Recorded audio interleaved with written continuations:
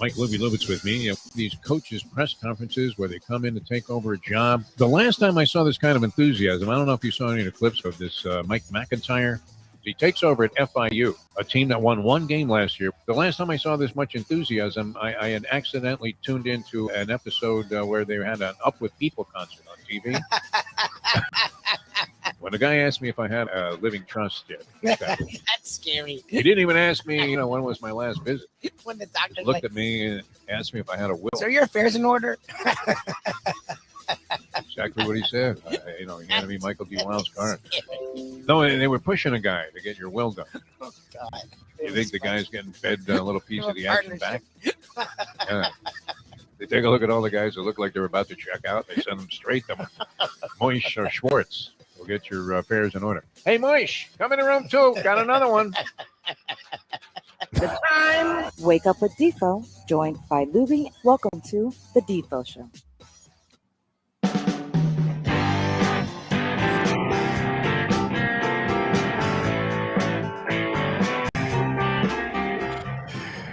And a very pleasant good morning, everybody. Great to be with you here on On Channel, our first Christmas week edition of the Defo Show. Jeff Deforrest and Santa Claus himself, the Grinch who spoiled Christmas, Mr. Mike Lubitz with you, as we'll be with you throughout the week, trying to promote good spirit and good cheer here on On Channel. Jack Namer's fine outfit, and always great to be here. We finished out the year with a bang after what looked like it was going to be Carreras Interruptus, as they say, and without missing a beat, here we are on On Channel, and things are going great. And as we keep saying, I don't know how many people out there are saying 2022 gonna be my year, but there's still this smear of COVID-19 over everything. How long is this gonna be going on? It sounds like a Motown song, Lubie. How long can this keep going on? And it just keeps getting crazier.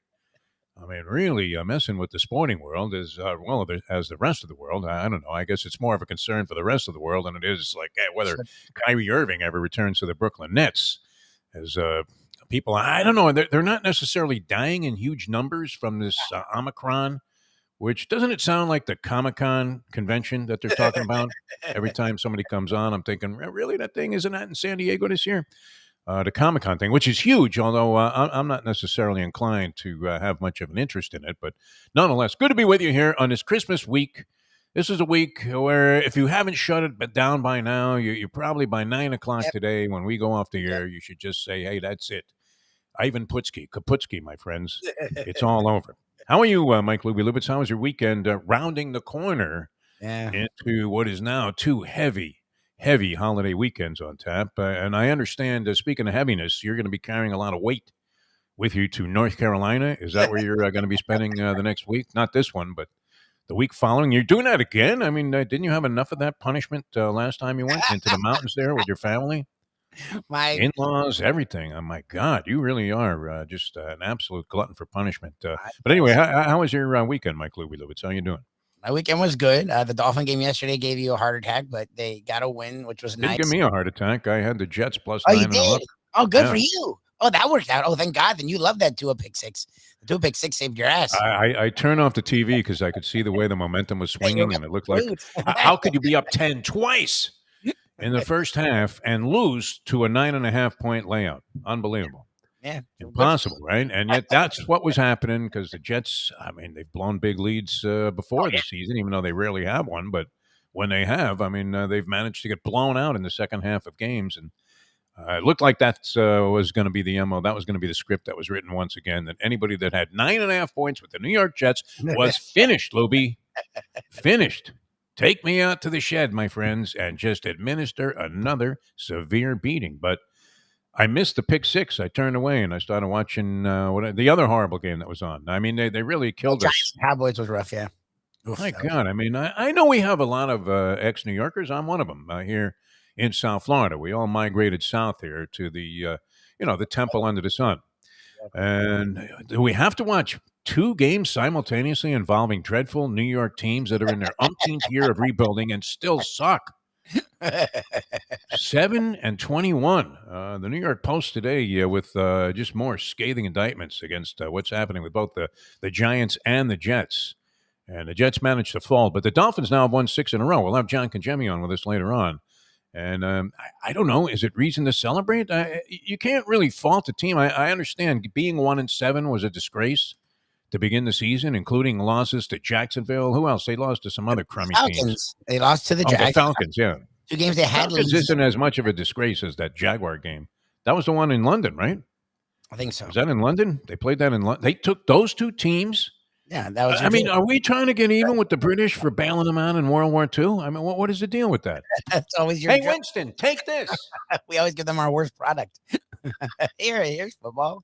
What's Roger Goodell trying to fool with that, huh? Let's internationally market the game, and obviously they're doing well financially. I don't know how much money he's leaving on the table by putting that Drek out there in front of European markets. Because if you were a soccer fan, you already think that football is an obtuse game, much like we think soccer is a waste of time. Yep. Can I say that anymore, Lubie, without getting death threats and hate mail? Because it is the era of just instant animosity. Canceling. Right? Soccer's boring. You say you like baked potatoes. Somebody says they like mashed, and then they stab you. There's no discussion, right? Hey, Manchin, what are you going to do? You're going to vote yes or no? Huh? You're going to stiff Biden again? No, I mean, there's just no middle ground anymore on any kind of argument. It's crazy. You say you like this, I say I like that, and then we end up in a fist fight. Maybe even shooting each other on the freeway. Jesus. Crazy shit going on. Unbelievable. Anyway, let's hope that this is a week of peace and a week of reflection where people realize that maybe we need to get back to being nice to each other. Wouldn't that be a good thing, Louie? Hallelujah. Yes, definitely. Sure. I'm like freaking betting in on the show already. I was gonna say, well, my weekend was good. How was your weekend? Did you end up go? It started out great. I mean, really did. After I got done Friday, I had that show with Mike Mayo, the Gambling Gourmet. We have that radio show that goes to like 1 o'clock. So I got done about 1 o'clock. And 1:30, I meet restaurateur to the stars, Dave B. Nice. Of Stingers fame. And he has joined a boat club, which I'm not sure how I feel about being part of a boat club. Yeah, Here's the deal. You don't own the boat. You don't have to mess with it at all. When you bring it back, you don't have to hose it down. You don't have to do anything. You just hand the keys to the kid and give him $20 and say, thank you very much. Yeah. Nice way to own a boat. Really is. Now, this particular one, I think, was like $3,500 to get in.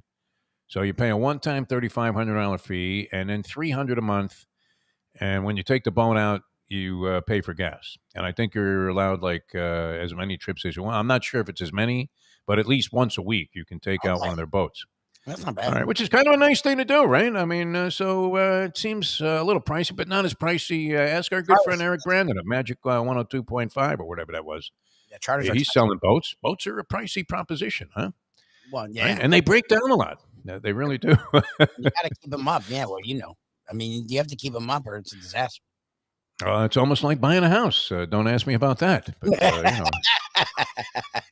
cash flow better improve in 2022. Come on, Amy, we can do it. No, that's a money pit. I mean, whatever can go wrong will go wrong. And it's amazing how many hidden secrets were kept from the people who did the inspection.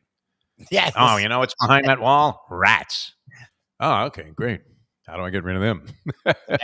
I don't know. But no, so I go on this boat ride down the Intercoastal. We stopped in at Shooter's, nice local restaurant there on the water. They were about 20 minutes away from happy hour. So we held down for a little while on ordering the food. And, I had a pretty nice time there.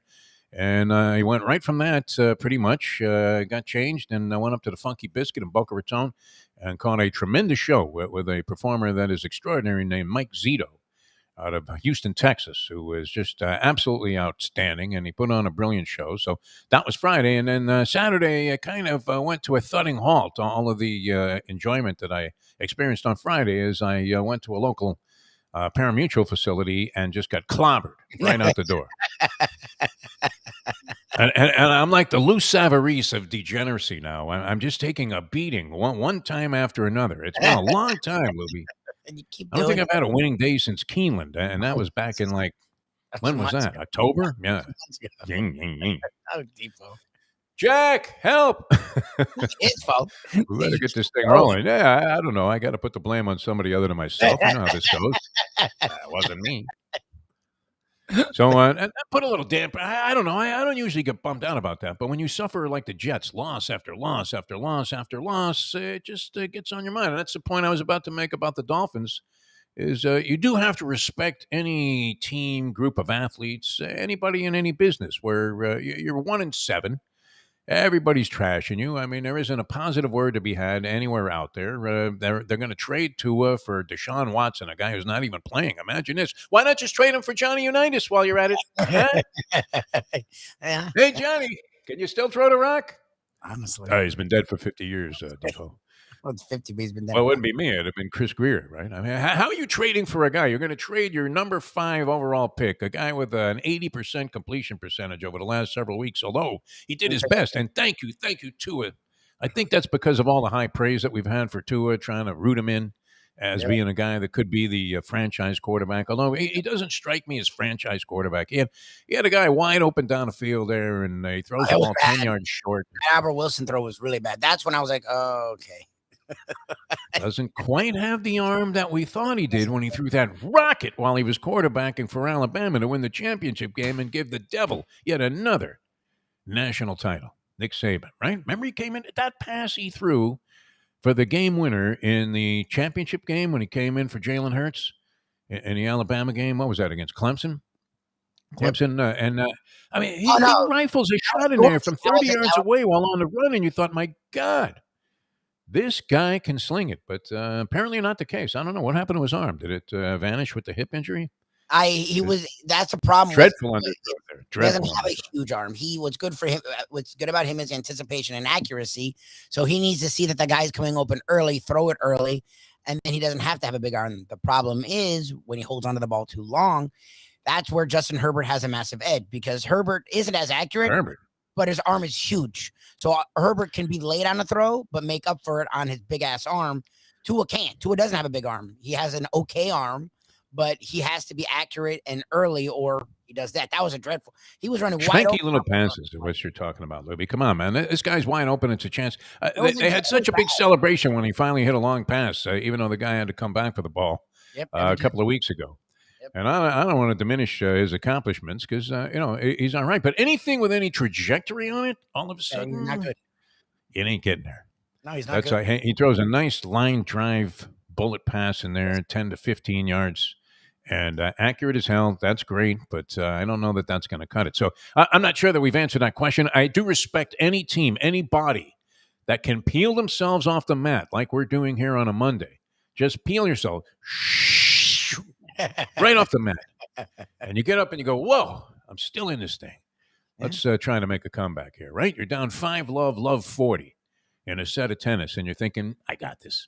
That's the way to go. I mean, look at Joe Montana, right? What made him legendary? Joe Montana was when he got into the huddle there in the Super Bowl against the Cincinnati Bengals, trailing. It doesn't look like a favorable situation.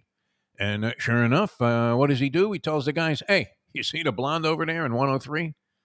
And then he calls the play, and it goes for a touchdown, Johnny Taylor, and the rest is history, right? That's the stuff of which legends are made, and I'm not sure that we're seeing that just yet. By the way, Andy is weighing in, and I saw Andy. Andy looks great. Okay, Our good friend Andy's on the chat line here, and he was at the Mike Zeno thing at the Funky Biscuit. Nice. With a hot young number that he said was a first-time starter. He was breaking his maiden with this young lady. That was the lady he was telling us about on the Trivia Challenge on Thursday, saying that, she said in her bio that she was a horse lover, and he figured that she wanted to go to the track. And I told him as I was leaving, I don't know if this young woman, she seemed to be having a marvelous time with Andy. He was charming her, right? I don't want to say he was charming her pants off. I don't know what happened after they left. But I'm assuming it seemed like everything was on the up and up for, a first-time starter. I don't know. You get very aggressive with first-time starters, don't you, Mike Lubitz? Back in the day when you were circulating? It's been a long time. I don't know. Probably, yes. I didn't mess around. I wasn't one for wasting time. Yeah, I went right for it. I mean, I really did. I feel like an asshole because of some of my behavior. To whatever ladies I've known in my past, I really apologize for all of it. I really do. All of it. The lies, the deceit. No. I didn't mean to fool anybody, Lubie. I'm not fooling anybody here. That's for sure. That's for sure. But yeah, I mean, they're going to trade this guy for Deshaun Watson, a guy who's not even playing. And there's still speculation that there might be interest in that. I don't know who's fueling that. Is it Chris Greer? Does he just put these things out there somehow and have his Russian connections go ahead and proliferate that all over the internet? So the next thing you know, you're A, looking for Deshaun Watson, the quarterback, the Dolphins, and B, voting for Donald Trump in 2024. I hope I make it that far. That's my only concern at this point. Anyway, getting back to your point, the weekend was great, and you have to respect the team that wins 6 in a row after being 1-7. That was they played really bad that first quarter, and they played bad the second half of the fourth quarter, but they won. And look, the Cardinals got not only lost to the Lions, got pasted by the Lions. Yes. This is now 2 weeks ago when everyone was telling us they're the best team. Everybody. Jason Cole said they were great. Chris Landry said they were great. Yeah, I mean, we're talking about guys that we have respect for. Brett Tester, the agent of the Stars, said, "Oh yeah, the Cardinals real."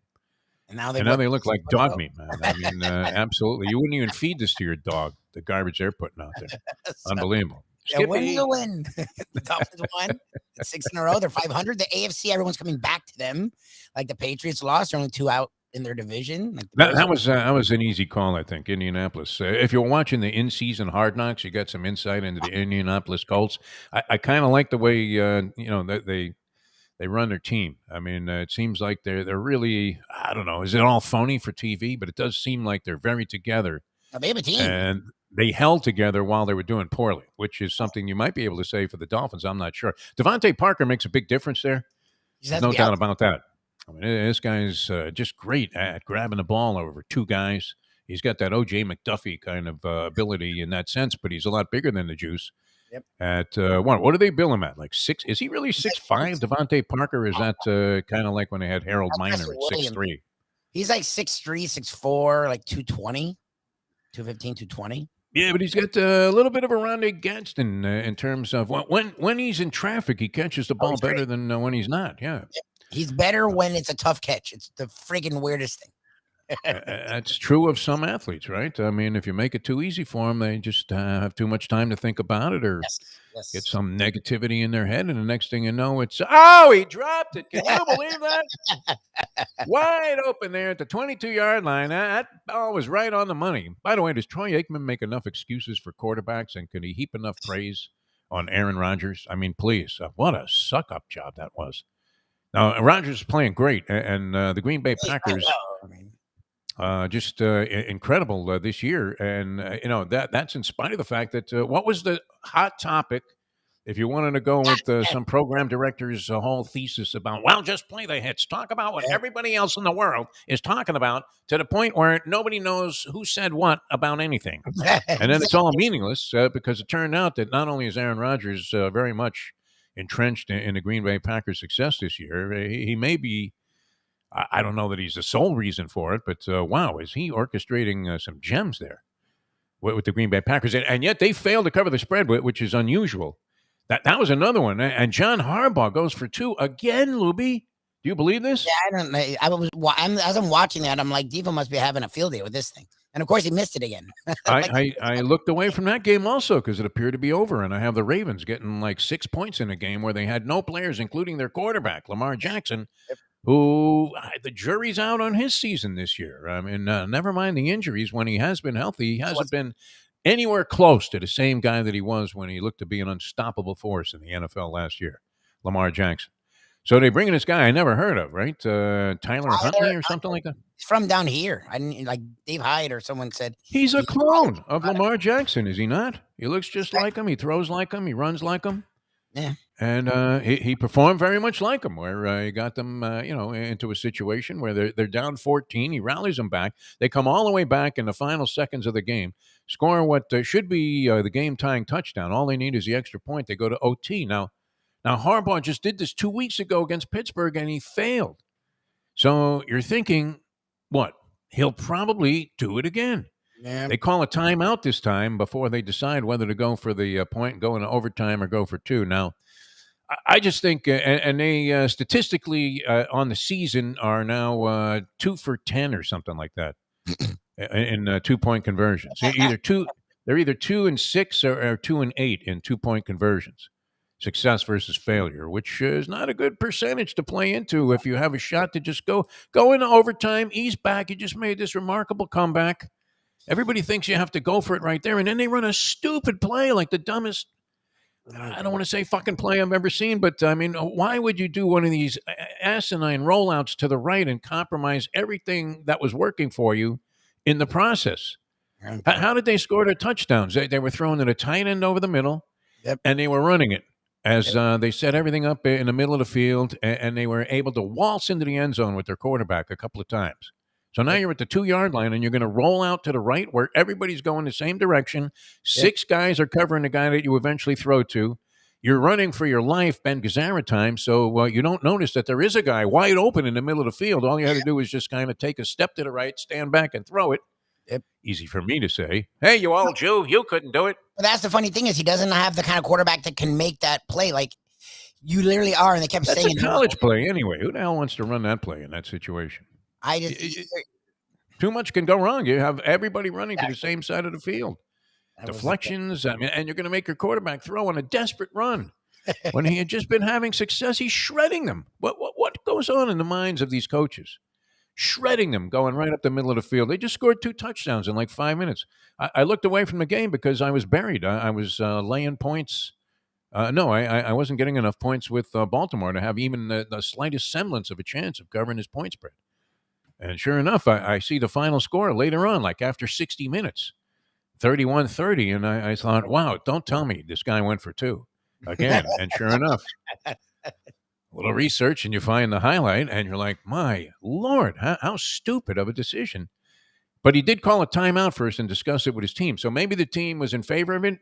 You're thinking could be, and this wouldn't be that far off base for a guy that was going to be a winner and have a winning attitude to think, well, you know what? It didn't work last time. I'm going to do it again. This time it's going to work. Look, a lot of people, and when we had people on the last time, all week you asked this because you were enamored by it, and they all said the same thing, or most of the people said, look, do you really want to go to, they were on the road in that game, in overtime, on the road at Pittsburgh, do you really want, this time they're at home, but they're playing Aaron Rodgers versus Tyler Huntley. So do you want to go to overtime versus Aaron Rodgers? I say yes. It's weird. I'm not Mr. Conservative most of the time, but to me, when you fight to get to that point, like I said last time, get to overtime, exhale, give yourself some more time. Huntley was playing well. To me, you're forcing. He just orchestrated 2 quick scoring drives against all odds. Like you have all the momentum on your side. I mean, and you had stymied Aaron Rodgers on a 3-and-out with a sack to set up a situation where you got the ball back with limited time and this quarterback that nobody ever heard of before. Was he part of the Huntley Brinkley report? I don't know. Who was this guy? He came out on the field. I'm like, wait a minute. That looks a little like Lamar Jackson, although isn't Lamar sporting like a beard? Yes. And he's a little skinnier than Lamar Jackson, maybe a little bit taller. He looked a lot like they were introducing Tyrod Taylor out there on the field, didn't it? I guess. A rookie version of Tyrod Taylor. And you thought, well, this doesn't usually work well in the NFL. Not for long, anyway, as Jerry Glanville would say. But very questionable, I think, going for 2 there. I don't know. I mean, I feel like you have a good shot in overtime now. All you have to do, even if you don't get the kickoff, you just have to keep the other team out of the end zone. Yeah, don't let him get a touchdown. Don't let him get a touchdown. Whatever you do. I don't know. That's kind of crazy. And you have the shot maybe to get the ball first with all the momentum on your side. And having just shredded, completely annihilated the Green Bay defense, 2 straight drives. They just right down the field. Zippity-doo-dah, zippity-yay. And they end up, just opting to go ahead and put it all on the line on one play, and then they call a really stupid play. Yeah, exactly. Was that sent down from the heavens from Tony Sperano? Let's run a play that has no chance of working. Anyway, John Harbaugh was behind the mask after the game at a press conference, and you got some splaining to do, Lucy. Splaining to do. The problem is, and other people that want to say I'm not a Monday morning quarterback, where after the play it's a great decision. Okay, you can say that. I think you're an idiot. It's now 0 for 2. If this happens again, don't just keep doing it. Why not? Prove you wrong. I keep back willing a favorite at the track, even when it hasn't come in 16 races in a row. This time it's due. That's it. A lot of strange games. Like you said, that Detroit game, I mean, what a stunner that was. Arizona Cardinals. Everybody told us the Cardinals were great here on the show. We hate to bring you people that we recommend as expert analysis people and, have them be dead wrong. That's going to happen from time to time. But I hadn't seen enough, honestly, to have a real opinion about the Arizona Cardinals. I hadn't seen enough to tell you unequivocally. How'd that come out? Unequivocally. I couldn't tell you if they were really that dynamic or not. I mean, you see they're winning their games. You can look at the record. You can look at the standings. You can look at some final scores. You can see the stats there. Kyler Murray. They had been very impressive. But let's face it, too. I mean, this gets back to the old Glanville thing. Not for long in the NFL. A lot of games of streaks in sports. You have to understand streaks and how they apply to whatever given sport. Here's my sporting lesson for the day. The Defo Llama. Okay.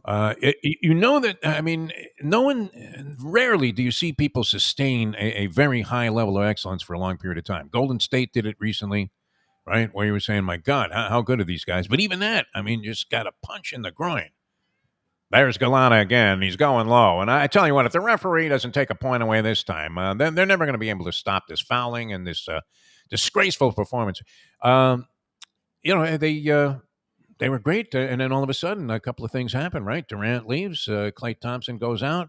Yep. All of a sudden, Steph Curry is on his own, and it ain't going so great. They bottom out.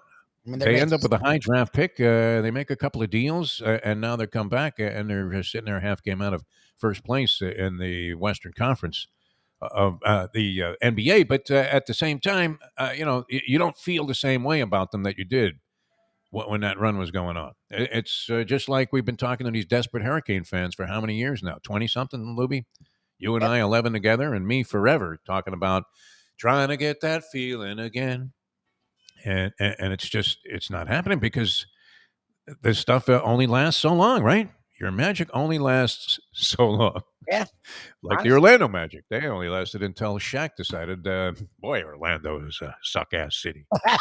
It wasn't suck-ass. It was just back then. Orlando's a nothing city. Orlando is a disgrace of a city. You cannot call that any kind of... It's not great, but it's not... Interesting American city. What's great about it? Like it's better than like some of these. I'm not talking about hillbilly towns. I'm talking about major U.S. cities, which Orlando would qualify somewhere in the top 50. I don't know. Yeah, 50s. And why? Because they got that little Mickey Mouse running around there, making all that money. I saw a complaint. Is it true that they had no trams in the parking lots at Disney World? Can you imagine having a schlep? Oh no way. With the double stroller, she's got the double stroller and is carrying a baby. You just parked the Winnebago from Minnesota. Oh, no. Some guy gets out and he puts, what are those things called when you put the little thing around your beer to keep it cold? Oh, I know what you're talking about. What are those called? I don't know why I can't think of the word. But anyway, and he's got, one guy, a boy that he's holding hands with and a girl on his shoulders. Oh, Jesus. You're 18 miles from the gates where they're about to take all of your money. And now you pay for parking and you pay a lot for parking. The ticket's ridiculous. And they're not even driving you up to the gate now. Oh, Jesus. Are you kidding me? You could never get there. Not in the time that the park was open. I mean, even if they were open till midnight. Yes, expanded hours here at Disney World, just to give you ample time to get from your car to the gate here. Just in time for us to warn you there were 15 minutes till closing and no more rides. Exactly. What does the world come to, man? It really is getting strange. John Kajemi going to join us later on here on the program. Dateline Dolphins, brought to you by Jimmy Johnson's Big Chill in the Keys. And that's Key Largo, mile marker 104. We're still planning a trip there. There are go-betweens between the go-between and the go-between.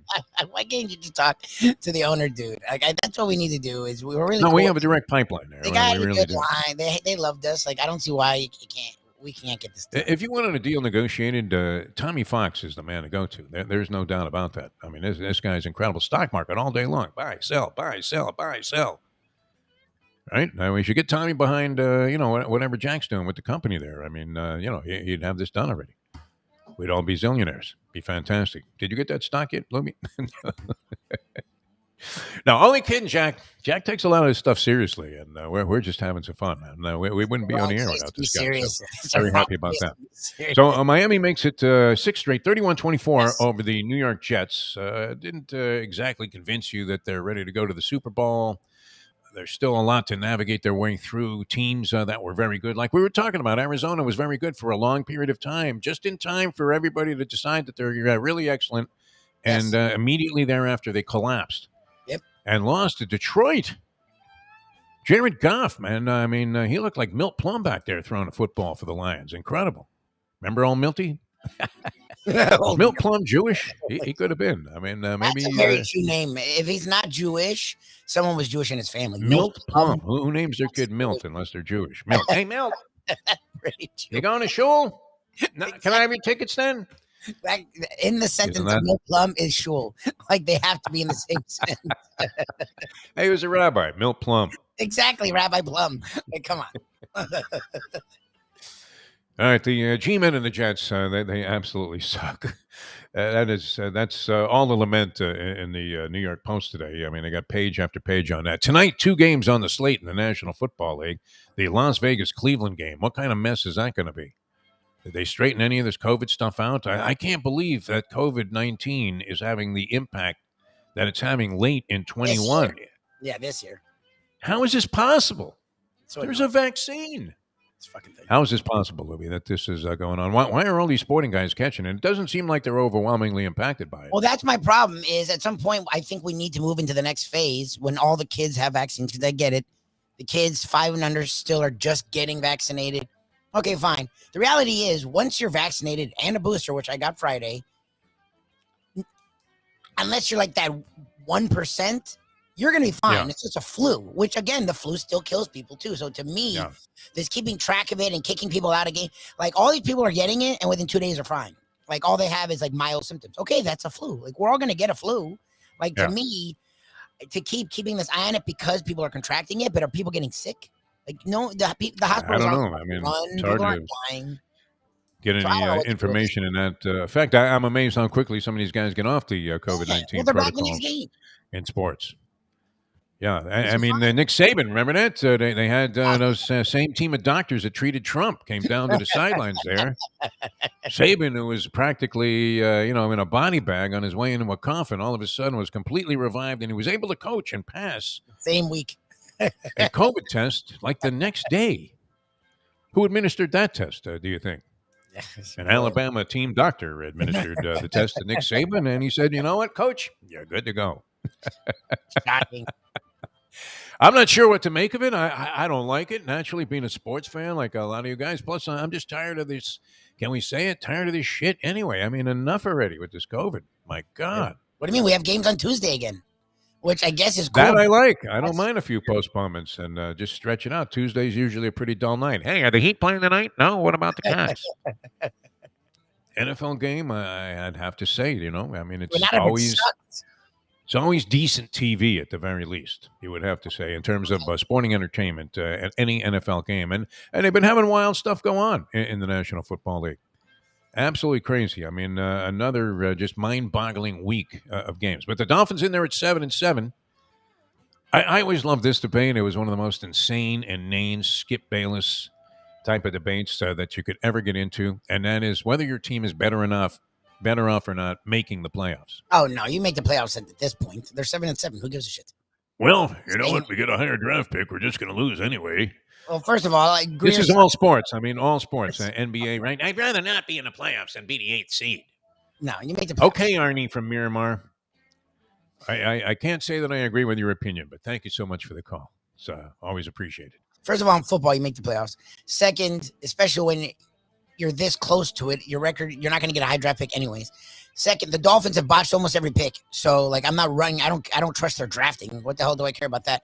And then third, like, we've seen the tanking thing isn't an automatic. So, you make the playoffs. No, I'm not a fan of tanking, and I'm equally not a fan of the idea that you shouldn't try to get every ounce of mileage out of whatever it is you're capable of doing in any given season. And if it means costing you a draft position to go out there and win a game, I mean, by all means, go out there and win that game and make the postseason. There's some distinction to it, even if you make it as that crummy team that everybody is going to be disparaging about. Can you believe it? The Texans are in there at 7-10, and I don't mind being that team. Let me have a shot. You never know what can happen. You might catch a big day while the other team is a little bit flat.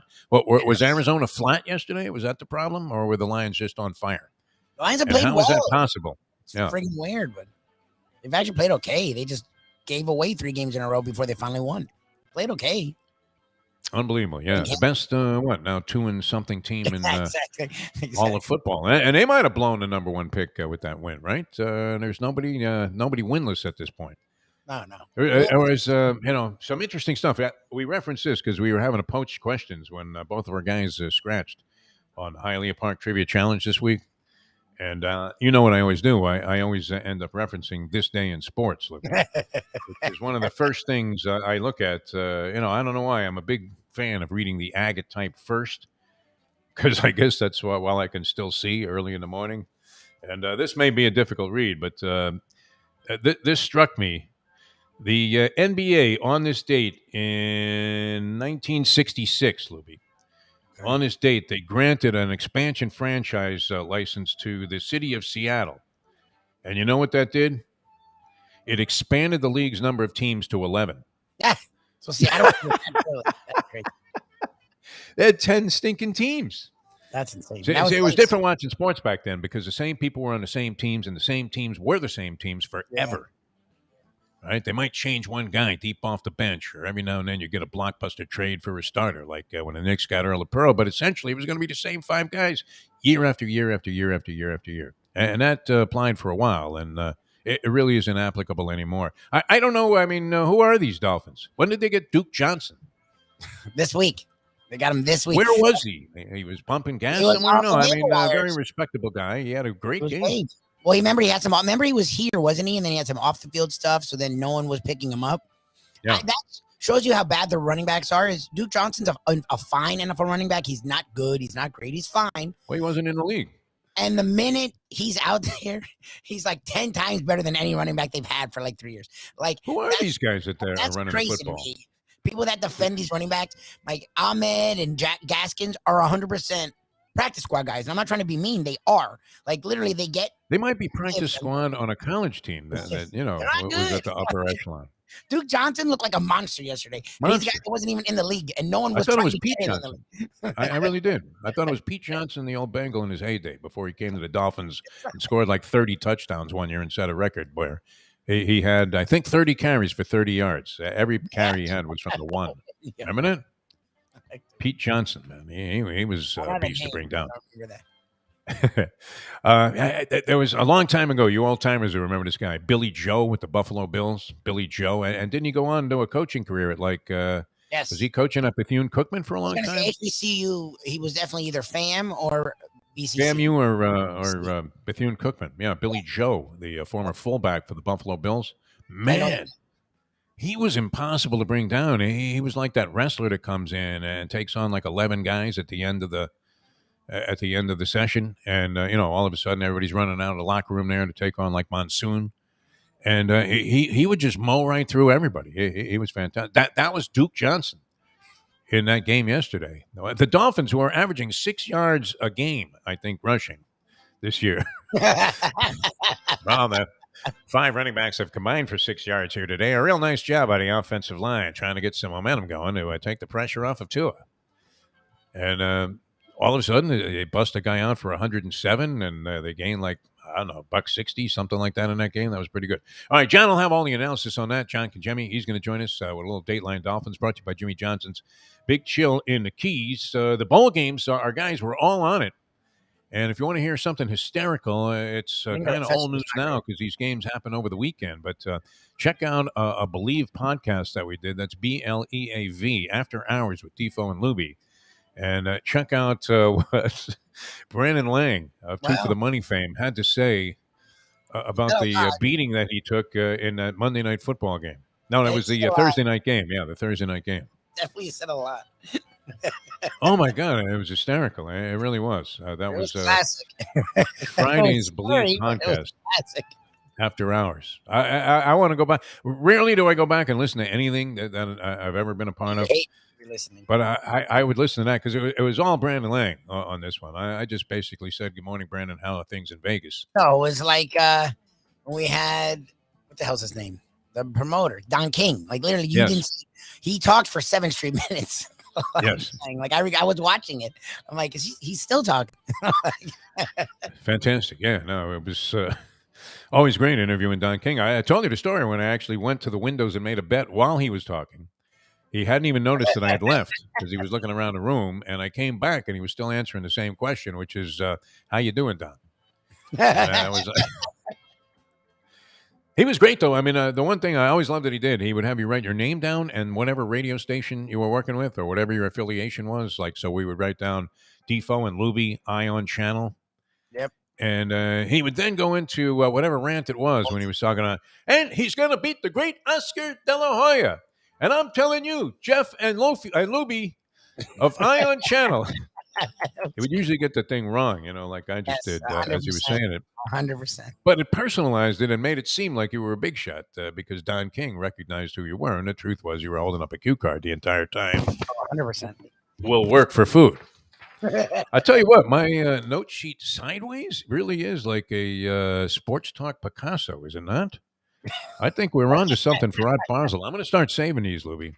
You should. We just make a whole collage of them. Right? And I have to have like the greasy stain of a Knish on the thing. There's art in that, my friend. There's art. I agree with you. All right, Andy, wow, very good. Andy with us on the chat line. You're welcome to join us there. We always enjoy your comments here on the chat line. It was good seeing he looks good, the kid. He really does. He looks like he could go 12 at De La Hoya. Good, Andy Tiv, our good friend. Through a lot. I don't know. Has he said anything about what happened with the babe after? You didn't just take her home, Andy, did you? Well, don't call him out. She was nice, man. I mean, I was very proud of Andy. I was thinking, wow, our guys still got some game. Unbelievable. All right, so we're coming back with more here on Ion Channel. Hialeah Park. Man, what a place to celebrate the holidays. You have to check out. They have this thing going on New Year's Eve, Lubie. $55, right, per person. For like, you know how they do it. They do like a 7-course meal. It's just absolutely fantastic, right? And, they have Italian blood there with the Brunettis and Frank Fiore and some of the Steve Calabro. Let's face it, they're all Italians. No, they're great. I mean, they're absolutely fantastic. And they really know how to party. And so I would imagine there's going to be something with what is the deal with the 7 fishes? For me, it's 7 Knishes. For you, it's 7 fishes, right? Exactly. Feast of the 7 fishes. That's what it is. I don't know if they're doing something like that, but it's going to be a dynamite dinner, $55. Going to have like one of the top DJs, in Hialeah. They got all the best guys. Yep. Right? Forget this DJ Khaled, who, what is his talent, by the way, to be in every commercial? Yelling. Does he do anything? I don't know. I've never seen a guy actually do anything. He's the go-between. He's like the marketing guy. He just sets up partnerships and then screams a lot. That's really what he does. He's on everything, man. He's selling insurance. He's selling like podcasts. I mean, what is that? Pandora. Yep. He's selling sandwiches, man. He's in there like sharing a tuna sub with Serena Williams at Subway. Like these guys, with all of that capital, they're really going to bypass like a Las Palmas, a VNS, any of these great places to go to Subway. That's insane. I presume. Yeah. Anyway, I don't know exactly what he does, but at Hialeah Park, they're going to have a top-notch DJ. They get it. They get music down there. So if you're looking for a place to party New Year's Eve, I would imagine there'll be a little bit of a Latin flavor to that. Be a little Latin flavor to this thing, and it's going to be a lot of fun. And it's like $55 and then $45 for kids, right? Nice. And you're not getting the usual chicken tenders on the kids' menu, man. Hey, little Johnny, you want some more mashed potatoes? Yeah, no problem. We'll get it for you. No, they treat you right there. Yeah, that'd be a great place to ring in a new year. And you can gamble your heart away. Unbelievable. So that'd be a great place to celebrate. Check it out, HialeahPark.com. El Boxeo, that's right around the corner here. We're talking about January, Lubie. Not too soon to, get back in training, get back in shape. Maybe we can get, on the prelims. There you go. If somebody falls out of a match there. You got, hey, Leon. I got Louie on the phone, man. We need somebody. Next thing you know. And fighting out of the blue corner, here is the human terror, Mike Lubitz. The Cuban crowd gets The flame. all inspired because they know that their guy's going to knock you out inside Exactly. of 12 seconds. No, it's going to be exciting. The boxing, check it out. They do a great job. It's a dynamite place to go see any event or have any kind of festivities, and just to go hang out. Champions, a poker room there, the casino with Steve Calibro, man. Now, always a big smile on his face. You ever seen Steve where he wasn't smiling? No, sir. And he's got that $1 zillion smile, too, because he's giving money away. He feels good about life. It's fantastic. He's like a human Santa Claus, only a casino variety. You're going to love it. Hialeah Park, they do a great job there, and they really take care of their people. Get a player's card when you come in the door, and enjoy the holiday season at beautiful Hialeah Park. All right, we're coming back with more. John Conchemi going to join us here on the Defo Show, Jeff Deforrest, and a very festive Christmas. I mean, I have never seen you in this good of a mood in the 11 years I've known you, Mike Lubitz. I've been in plenty good moods. I'm just not happy at 5:45, but I'm fine at 7:45. Oh, no, very bitter early in the morning. Jack, that was the first thing you noticed. Is this kid always like this? That is the most commonly asked question about Mike Lubitz. Is this kid always like this? Oh, God, not always. Hard pressed to explain. All right, you want a trivia question to go out the door here? I want to go to break. It's what I want. All right, I want to do that too, but I can't resist this one. All right. Go for it. Buck Showalter, now named manager of the New York Mets. Buck Showalter. Yes. Okay, so they went away from the young gun guy that Young was the 65. analytics and the sabermetrics, and he's got math printed on his forehead. Yes. And now they got some old geezer in there who's had pretty good success in a lot of different places. Also, I mean, his record is a little bit, confusing because I think he lost 115 games his last year with the Baltimore Orioles when they were just, an armpit of a baseball team. Yeah, So his overall career record, like Jim Leland, is a little bit deceptive. But and I don't know, Buck Showalter doesn't do anything for me either way. I'll tell you a quick funny story when we come back about Showalter. Remind me to do that. But here's the question. 5 guys, 5 gentlemen, 5 men, 5 baseball managers have managed both the Mets and the Yankees. Who are those 5? Think about that, Lubie. All right, we're coming back with more in a moment. Now that. The time. It's 7:46 on the East Coast here, Christmas week. Since day one of Old School, we've had Catholic Health Services be part of our family. They are recognized as the quintessential rehab facility in the Southeast for strokes, but it goes well beyond strokes because Catholic Health Services is in the community of South Florida to help the community stay healthy. And if they're not healthy, get them healthy and get them back on their feet quicker than they could have ever expected. They do it every single day. It's step and repeat 24/7. Catholic Health Services. Destination Sport Miami is here to revolutionize the sports landscape in South Florida. The largest indoor multifaceted sports complex in North America is on the way, with distinguished leaders of its various sports programs and unparalleled access to the finest indoor training fields and facilities. Destination Sport Miami will set South Florida apart as the destination of choice for elite athletic training and development, and for its dedication to youth programs and sports on all levels. A phenomenal concept and a powerful undertaking, Destination Sport Miami will also be an important commodity in the sports business community as well. Destination Sport Miami, its time has come. The championship meet is right around the corner at Gulfstream Park. The only place for live racing, Gulfstream's action has never been hotter. Whether it's on the track, in the casino, or part of the dining and entertainment offered at the village of Gulfstream Park. Currently running Thursday through Sunday, Gulfstream's racing package is the best in the country, with all the top horses and people in the game pointing towards another tremendous winter season. Check out the remodeled first floor casino, open 7 days and nights a week, along with the many special events and concerts happening at Gulfstream Park. You can place your wagers from anywhere at firstbet.com. Check the calendar of events at gulfstreampark.com. From the newly renovated sports bar to the beautiful bayside views captured at the Tiki Bar, Jimmy Johnson's Big Chill has it all. Located at mile marker 104, the Big Chill also offers waterfront dining while experiencing breathtaking sunset views of the Florida Keys. It's simply the hottest spot in the Keys to cool off. That's Jimmy Johnson's Big Chill at mile marker 104 in Key Largo. For more information, call today at 305-453-9066. Buy or lease a Taos and take it to the house at Deal Volkswagen. Anna and her team make your next VW purchase or lease so easy with new inventory rolling in daily and the biggest selection of certified pre-owned vehicles in the business. You can make your deal online at dealvolkswagen.com or visit the beautiful showroom in the classic location 3601 Bird Road, right in the heart of the Gables. Or give Anna and the team at Deal a call at 305-448-DEEL. Jettas, Passats, Tiguans, Atlas models, and the hottest vehicle in the industry, the new Taos, all at unbeatable prices and all ready to roll off the showroom floor at the #1 Volkswagen dealership around, Deal Volkswagen. Of course, I got in about 2 a.m. last night. Do I look like Lubie? Good morning, by the way. You look Do I good. look like I need a cut, man? You look good. I'm proud of you. You're like ready. You're on time. All the guys there didn't have to stress out waiting for you. Look at you. A new day. I'm a professional. There's no question about it. And I don't like to lose a job on the first day of the job. That'd be good. Which is ugly. Because we already lost one job, and we got fired by Fox. And in fact, you and I, Lubie, are the only starters that were ever beaten out for a job by Brady Quinn. If you can kind of wrap your arms around that concept. Grab a bagel and a schmear, plus some Defo and Lubie. Welcome back to the Defo Show.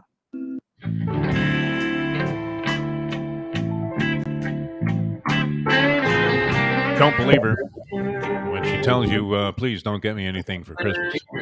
Oh, no. Don't Yeah. believe her.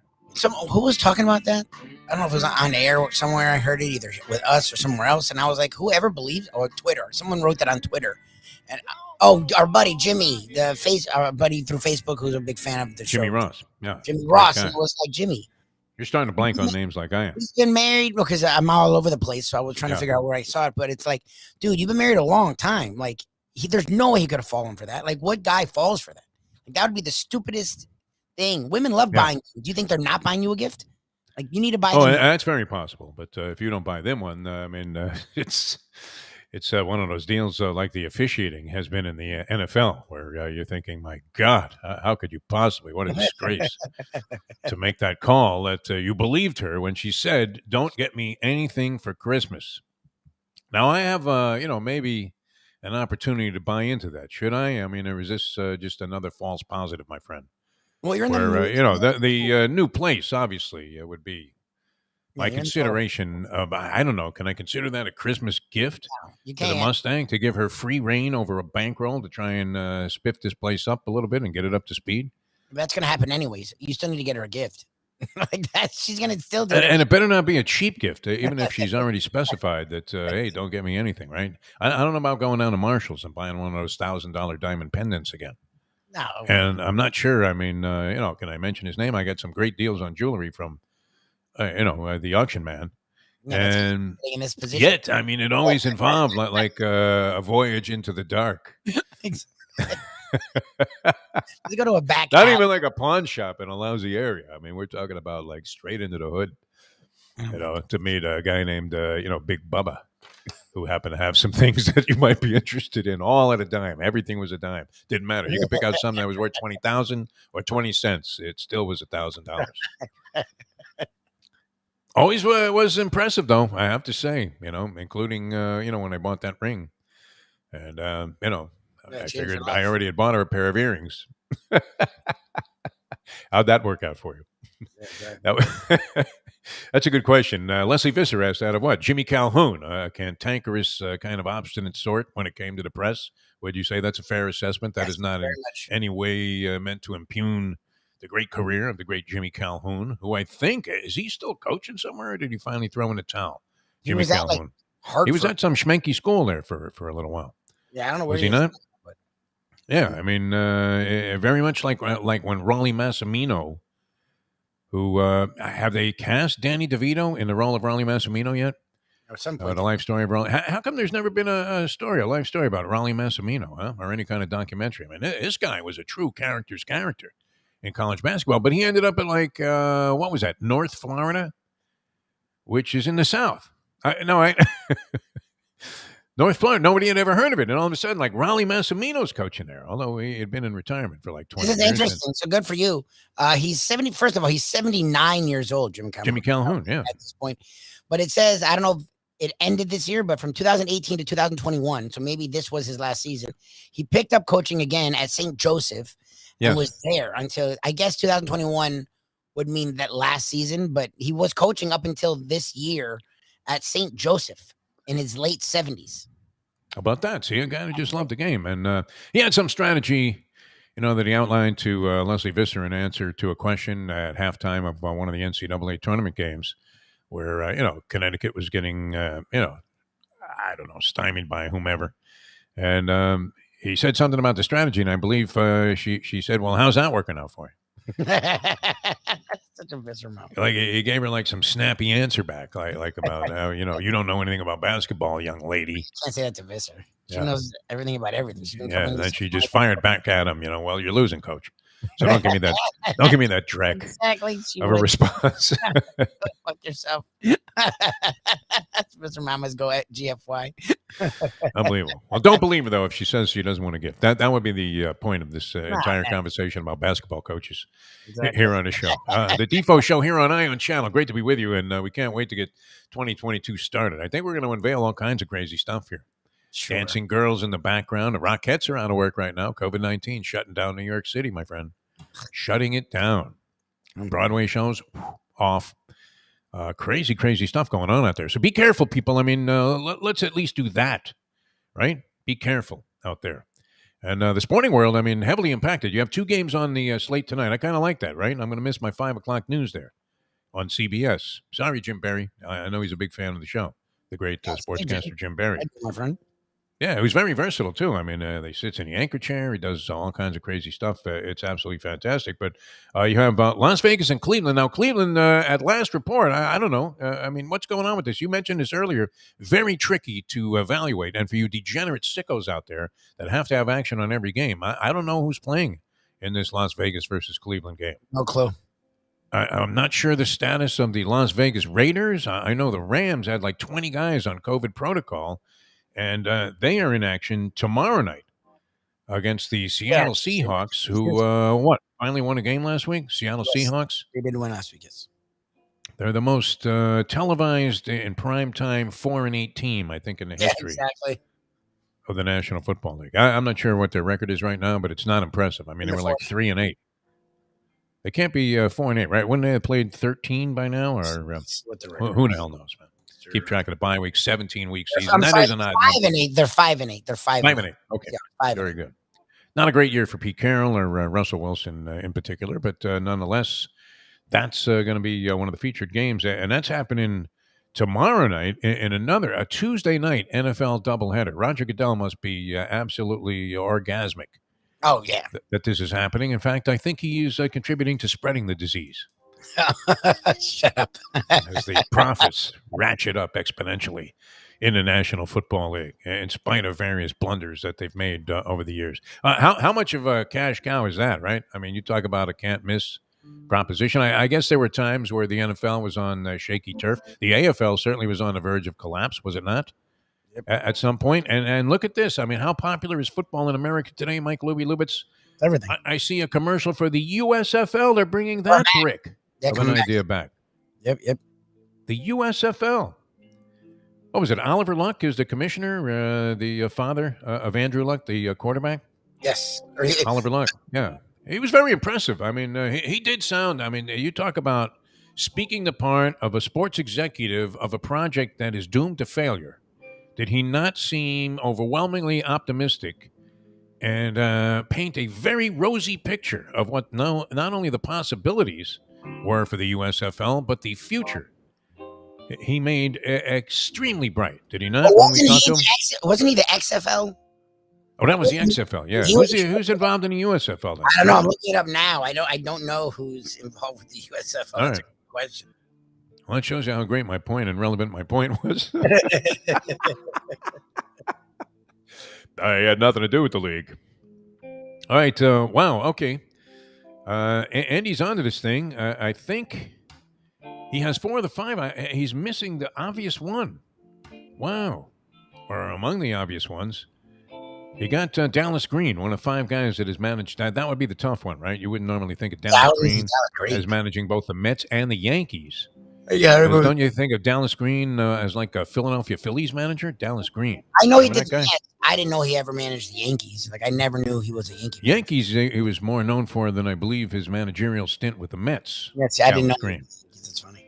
All right, so he has 4 of the 5, and I'm surprised nobody's come up with the 5th one yet. Casey Stengel, of course, was after his stint, great run with the Yankees there, where all he had to do was keep the same lineup card in his pocket for 162 games. Yeah, exactly. Never make a change, and then see if Whitey was ready to go every fourth day.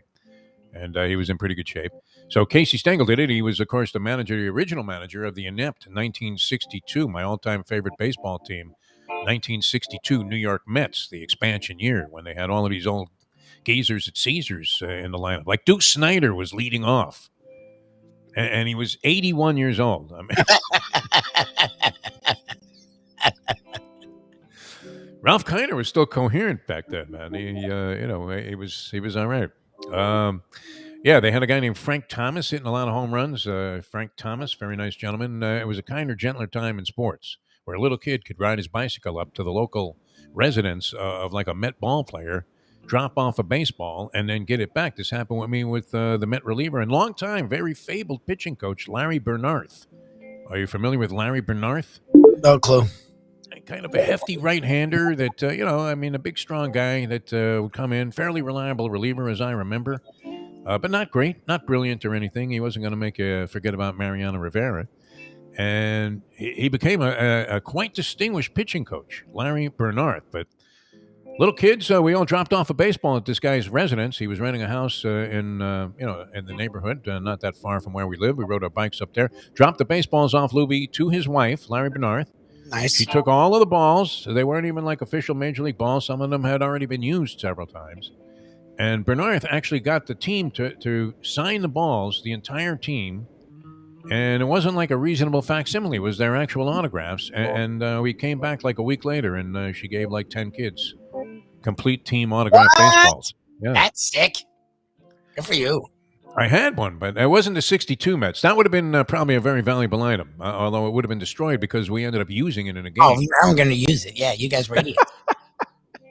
People How sick is that, right? I mean, you guys were Casey Stengel's autograph, though, was very distinct, and it was right across a very bold face across a vast portion of one side of the baseball, and then everybody else kind of filled in behind that.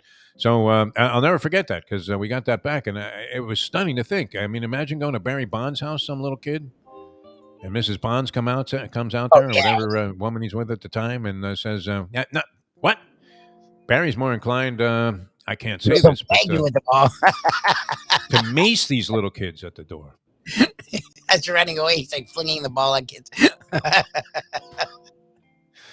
Excellent, man. Anyway. Let's go. Good to be with you, yeah. All right, back to football in the NFL and college football. I started to say this earlier this morning. We got sidetracked onto something else, but our guys, our handicappers, all like the underdogs, and we were telling you to bet dogs in all the games in the ball games. Yeah. All right, so if you did that so far, and if quitting while you're ahead, is it not the same as quitting? I would believe, yes, quitting while you're ahead would be good. You would be 7-1 against the point spread with all underdogs. The only favorite to cover so far was Liberty over Eastern Michigan. Liberty pounded Eastern Michigan and covered like a fat spread, but nonetheless, underdogs 7-1 against the spread, 5-3 straight up. Nice. So you're getting some nice money line odds on these games. Some of those spreads were like 11 points the first two. And although you would have lost one of those games straight up, as Northern Illinois failed to didn't win the game, but they did cover the point spread in that one easily, getting 11 points and losing by 6. But 7-1 against the spread. The underdogs so far in all the ball games, which resume again tonight with just one game: Tulsa versus Old Dominion in the very coveted Myrtle Beach Bowl. Myrtle Beach Bowl. There you go. In South Carolina, yeah. So that wouldn't be a bad gig. I mean, if you were one of those two teams. All right, John and Jimmy next. Brought to you by Jimmy Johnson's Big Chill. That is mile marker 104 in Key Largo. We can't wait to get down there. Going to be a lot of fun. Tommy Fox, if you're tuned in, continue those negotiations and well, let's get a date there firmed up so we can tell Jack and the crew where they have to bring all of the production facilities from Ion Channel. Jack just had a heart attack. I could feel it. Exactly. What? You didn't tell me about that. To Jimmy Johnson's Big Chill in the Keys. All right, we're coming back with more with John Conjemi. Should be a lot of fun today. Dolphins on a 6-game winning streak and oddball stuff all around the National Football League and college football. Returning with more of the Defo Show here on Ion Channel in a moment. Now that. The time. I can feel it, Lubie. 2022 is going to be our year. It's the Gambling Gourmet for Cafe Seville in Fort Lauderdale. It's one of my favorite places. It is old school joint that's serving Spanish and classic continental cuisine in a cozy, friendly setting. It's at 2768 East Oakland Park Boulevard. They're open every day except Sunday for dinner, starting at 5 p.m. You go in there, you see Joey and his better half Sally. They are giving the greatest in service. And the food, oh my gosh, it's paella, shrimp with garlic sauce, stuffed veal chop. They serve this great, fantastic, warm sourdough bread. Go to Cafe Seville in Fort Lauderdale and tell them that the Gambling Gourmet sent you. Hey, folks, Tony Segreto here. What if I told you you could go to a great restaurant, feel completely safe because their COVID protocol is unmatched, have an amazing meal, have a great time. When the bill comes, you won't get sticker shock. You're going to say, that's too good to be true. No, it's not, because I'm talking about Texas Roadhouse. Great family atmosphere, great atmosphere for a couple, great atmosphere if you just want to go by yourself and watch a game and have the coldest beer in town. And while you're doing that, have the best bread in town. All at Texas Roadhouse. Everything you get there is fresh every day and made sure it's served at your table, hot and ready to go. And the best part is you don't get sticker shock because the prices are amazing. Texas Roadhouse. Destination Sport Miami is here to revolutionize the sports landscape in South Florida. The largest indoor multifaceted sports complex in North America is on the way, with distinguished leaders of its various sports programs and unparalleled access to the finest indoor training fields and facilities. Destination Sport Miami will set South Florida apart as the destination of choice for elite athletic training and development, and for its dedication to youth programs and sports on all levels. A phenomenal concept and a powerful undertaking, Destination Sport Miami will also be an important commodity in the sports business community as well. Destination Sport Miami, its time has come. Since day one of old school, we've had Catholic Health Services be part of our family. They are recognized as the quintessential rehab facility in the Southeast for strokes, but it goes well beyond strokes because Catholic Health Services is in the community of South Florida to help the community stay healthy. And if they're not healthy, get them healthy and get them back on their feet quicker than they could have ever expected. They do it every single day. It's step and repeat 24/7. Catholic Health Services. Buy or lease a house and take it to the house at Deal Volkswagen. Anna and her team make your next VW purchase or lease so easy with new inventory rolling in daily and the biggest selection of certified pre-owned vehicles in the business. You can make your deal online at dealvolkswagen.com or visit the beautiful showroom in the classic location, 3601 Bird Road, right in the heart of the Gables. Or give Anna and the team at Deal a call at 305-448-DEEL. Jettas, Passats, Tiguans, Atlas models, and the hottest vehicle in the industry, the new Taos, all at unbeatable prices and all ready to roll off the showroom floor at the #1 Volkswagen dealership around, Deal Volkswagen. Jimmy Johnson joins us here on the program. We do have to clarify one thing. You never had Jim Brown on the roster there at Oklahoma State, because I'm giving Larry Sanders for the last 12 years, but that's how the legend grows. But I do remember covering the Canes back then. And you came in with Sam Jankovic, bringing you in to follow in for Howard Schnellenberg. And it wasn't necessarily met with the kind of fanfare that the people should have realized that they were going to be in good hands. It was such a trying time for me because, I took the job because I wanted to live in South Florida. And, I left Thurman Thomas. And by the way, if you ever saw A Football Life with Thurman Thomas, he rips me. His mother, they filed a lawsuit. They did. They filed a lawsuit because they said, hey, we want out of that contract. We went to Oklahoma State because Jimmy Johnson said he was going to be there for my entire career. Well, my entire career was short-lived there. Yes. And so I left before he ever played it down. But I left him in good shape. Yeah, every place I've ever been, I left him in great shape. Yes. I left Oklahoma State. Pat Jones won about 10 or 11 with Thurman. And then I left the University of Miami and won a couple of championships. And I left the Dallas Cowboys in Switzer, of all people. he won a Super Bowl, going to work at 9 o'clock in the morning and going home at 3 or 4. Enjoy your trip to work with lots of laughs thanks to Defo and Lubie. Now on the Defo Show. Good morning once again, everybody. Great to be with you here on Peel Yourself Off the Mat Monday, and always a pleasure to have this gentleman joining us, the handsome one there at the bottom of your screen. here on Ion Channel on the Defo Show. I'm Jeff Deforrest. The pale face is Mike Lubitz, and the handsome tan gentleman that looks like spent the last week in like Bayamon, Puerto Rico or something, the great John Congemi. Or maybe you were at the Big Chill at mile marker 104. What's happening, John Congemi? I would not go without you guys. I'm not leaving you guys behind. When we go to the Big Chill, we will go as a group. So Nice. I wasn't there, but wish I was there in my mind, actually. I made it as far south as Hard Rock Stadium nice. this weekend. Yeah, so that was I good. did get a little bit south of where I live, but great weekend. Nice weekend for the Dolphins. Again, they keep their string alive in terms of the win streak, and didn't start the game out on fire, but found a way to beat a bad team. There's a saying, I guess, you can't keep a good man down, but when you talk about the Jets, you can't keep a bad team down for long. They're going to surface, and they finally surfaced in the second half, and the Dolphins kind of turned it around and beat a bad team. Yes, and they did. The Jets managed to cover a point spread, which I found beneficial after a real rough weekend at the track. I wasn't expecting them to. I was handed silver the Jets. linings. Steve, yeah, I mean, I would have given no money for their chances of being in this ball game whatsoever. And as you said, I mean, coming out of the fabled bye week, they answered the question: is it more favorable to have the bye in the beginning or the end of the season? And it was obviously unfavorable because they came out ice cold. John Congemi. I wanted to mention one thing I just saw in the news. I guess they found some video of this Chinese tennis player who's been missing forever and was spirited away. And she is now denying that she ever made these sexual allegations against whatever part of the Chinese regime got her to disappear in the first place. And it was very much like that Hank Aaron testimonial to Barry Bonds when he broke his record, where, they pulled back the screen and there were like guys with machine guns to their head. Very But, happy anyway, for I you. mean, at least this woman is alive, which I Yes. guess is a pleasant place to start.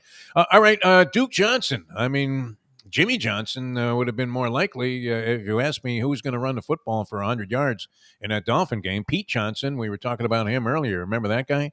Yes. When he scored like 20 touchdowns for the Dolphins and he had a total of 19 yards of offense, which would be a mathematical impossibility, but nonetheless, he never ran the ball for more than a yard. But how did this happen? And what does it say about the Dolphins running game that Duke Johnson was able to come in off the streets and gain 107 yards while these other guys haven't had 100 yards, I don't think, since like 2016?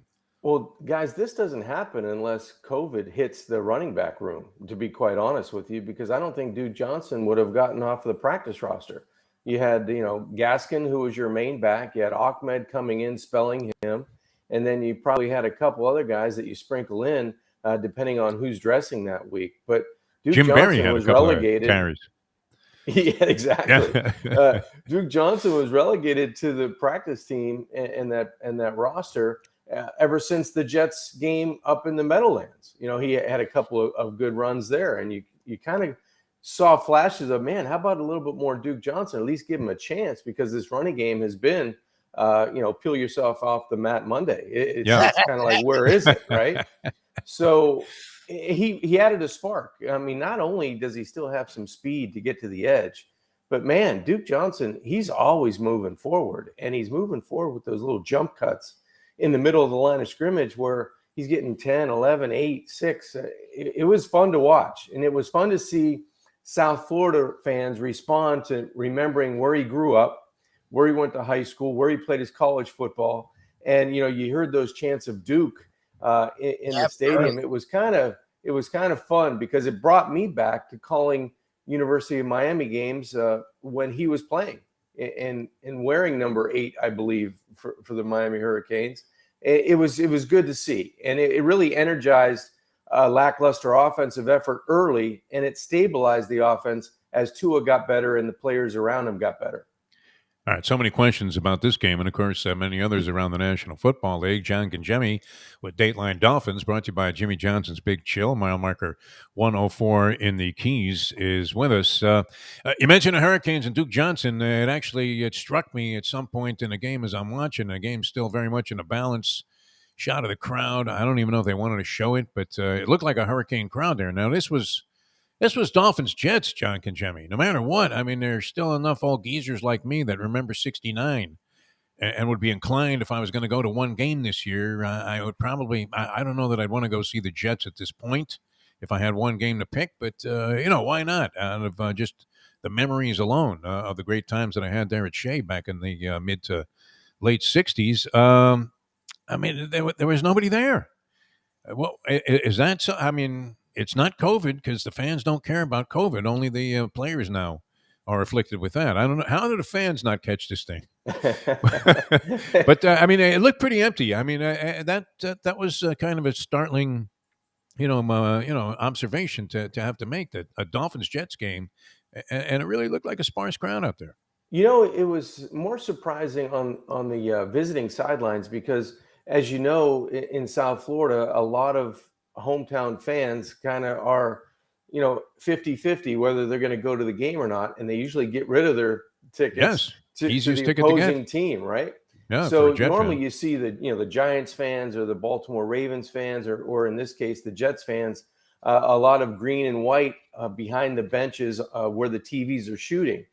It was more crowded, it seemed like, in the west end zone and around the Dolphins rim of that west northwest section or southwest section of the stadium. So I don't know if the Jets fans didn't come out in droves, if everybody was home for the holidays and they didn't travel to South Florida, but it was more full, Defo, than you thought on the Dolphins sidelines and up from there, because it was pretty loud as the Dolphins got better and as the Jets kind of, didn't play as well in the second half. I think that the turning point of that game was in the third quarter. I think the Dolphins had the ball the entire third quarter and, had 14 points, had 20 plays, over 140 yards of total offense, and they dominated time of possession. But the fans got into it, and it seemed like there were more Dolphin fans there than it might have looked on TV, because that rim below where the camera shoot was pretty full. Big Papa Pump still with us? Is he still out there? Still there? there. Big Still Papa in the west Pump. end zone. Yes. Yeah, you know what's amazing about Miami, and this I don't know if it's unique to this city, but a guy can just kind of make himself a mascot, like Dolphin Denny did, right? Where you're not really a mascot. Nobody even wants you at the stadium. They don't even know who you are in the executive offices, but somehow you're representing the team. And there was the Miami Maniac. You remember that guy? He had like that guy, the hanky? Paper mache hair or whatever that was. That like was the streamers. 70s version. Yeah, he was great. And then Big Papa Pump came out of nowhere, and all of a sudden he's like the symbol of Dolphins football. How about Fireman Ed? Fireman Ed is their version for the Jets, yep. Yeah, I think he retired his number, though, didn't he? He did. Somebody swiped the hat. He had no game anymore. Lubie, I know you're dying to get in here, and I'm going to take a bet here on this. There's a prop bet for the listeners out there. Will Lubie talk about Tua Tagovailoa and ask John Kajemi if he's a franchise quarterback? I take it away there, Lubie. I would not ask that. I was just going to say, as frustrating as the Dolphins game was, again, the Cardinals have the best record in the league, or top 3 now, and they got demolished by Lions. What we've seen from this Dolphins team under Flores, and that's why people have so much hope for him. I just wish, again, he took the first month off and that someone else coached the first month, and then he'd come in October to November, because that seems to be his wheelhouse. But they're never out of it. Like, they were bad yesterday for that first quarter. Like, it was as bad a start as you're going to have. And they just like, all right, we're fine. And they got the touchdown, and they got down 17-7. And then the second quarter, the third quarter, they just dominated defensively and honestly offensively. They didn't put up a ton of points, but they were moving the ball consistently. And it's funny to me, I never wrote the game off. As much as they frustrated me in years past, I would have just said, screw it. Like, I kept an eye on that game because I know this team sticks with him. I actually do give them a lot of credit for sticking in it in years past when they wouldn't have. I have confidence in the Dolphins much more later in the season than I do in the beginning of the season, because you get a feel for what this team is, right? And under Brian Flores, let's attack that one first. They're winning late in the year. They're starting to string some meaningful games together to get themselves a chance to dig out of the hole that they were under for September and most of October. And, under Flores, they seem to flourish late in the year, especially in December. They're 8-3 under Flores in December. They're, 18-7 after the end of October under Brian Flores. They do a lot of good things late in the year, and you're just wondering, why can't they catch fire? Are they doing something wrong in OTAs and in training camp not to be able to find out their identity of what each team is going to be? But you're right, Lubie. Same thing happened in the game. It was a microcosm of what's gone on this entire season. Tua started slow. The offense started slow. I think they had 2 3-and-outs in their first 3 series. Could have been worse. It was 10-0. It could have been 2 interceptions early. Could have been another pick 6, and the Dolphins down 17-0. Yep. But they had a good change, a sudden change of defense. After that interception, they only gave up a field goal to start the game with excellent field position with Wilson and the Jets, taking over the football. And then they started to get a little bit more rhythm. Tua's feet were better. They started to match where he wanted to throw it with his eyes. The velocity on the ball got a little bit better, and they started making plays. And I think that running game really helped stabilize getting Tua back, because he dropped some really nice passes as we went along in the game. That one to Ford for, I think it was around 30, 35 yards. He just drops it in the bucket. As we went along, he started spreading the football out. Now, remember, they were without their main target in Jalen Waddle, who gets, 1 out of every, 2 looks is going his way. Gesicki caught a little bit of catch, a little bit more run as the game went on. But he made some better throws as the game kind of progressed, and it kind of stabilized with the running game. If you don't have Duke Johnson yesterday, it might be a different story, because Tua throws a pick 6 later in the game that he has to bring his team back from again. So under Flores, they've been better late. They were better late in this game. Tua, I thought, kind of shrug off a really ragged start for him, and got more accuracy as the Dolphins got more running game. And the Jets, they were depleted on their offensive line. It just seemed like they could not protect. 6 sacks. When you talk Dolphins over this win streak, it starts with defense. The defense has dictated how this team has progressed. It starts with pressure, sacks, interceptions, fumble recoveries. They've kind of energized this win streak, and the Dolphins offense in spurts have been very good. Holy buddy Ryan. I mean, well, why don't more teams do this, John Kajemi? You see what pressure does. You were a quarterback. The team starts bringing 11. I don't care how quick you are. It's tough to do anything when everybody's in your face and you're looking up at the lights. Well, Wilson was running for his life most of that second half, and he was, thank goodness he's young, because he was able to elude a lot of the pressure. It could have been worse, and it could have been more turnovers, could have been more sacks. This defense comes from every angle, and they were relentless. They took advantage of a lot of injuries, especially the tackle positions for the Jets. They took advantage of that, and you can only play the guys on your roster. The Jets were depleted up front, and the Dolphins made some hay in rushing the passer. Is that Becton guy going to eat himself right out of the NFL? I mean, I know he's been injured for a while. It's taken him like a year to recover from a 2-week injury. Suppose he's like 700 pounds. And I thought he was going to be pretty good. The guy's massive. Me too. He was when he was, in some sort of a football shape. But by the way, is Ron Howard, doesn't Zach Wilson look like a young Opie from Andy of Mayberry? A little bit of that look, yeah. A little bit, the blonde for the red hair, but it's a dead ringer. You're right. Yeah, you talk about a young quarterback. I mean, you're looking at a guy literally looks like he was playing quarterback for St. Thomas, which, again, congratulations on, what is that, the 100th championship for St. Thomas Aquinas? 13, I think, something like that. 13 in a row? No, 3 in a row. 3 in a row. 13 total. Wow. All right. Outstanding. Where's this quarterback going? Where's he going to school? Is he going to stay at Miami there, Mario Cristobal? I got to talk with him during a pregame show for Channel 4 a couple of weeks ago when he was one of the finalists for the Nat Moore Award. You were on that too? I was just on the pregame show, yes. Oh, wow. Because, fantastic. Because I thought maybe you were on that award presentation show. That was a wild affair there. Yes, it was. I did not partake in that, but I was there, and I got to speak with Zion, and he seems like a great kid. Congratulations to him, and 3 in a row for him.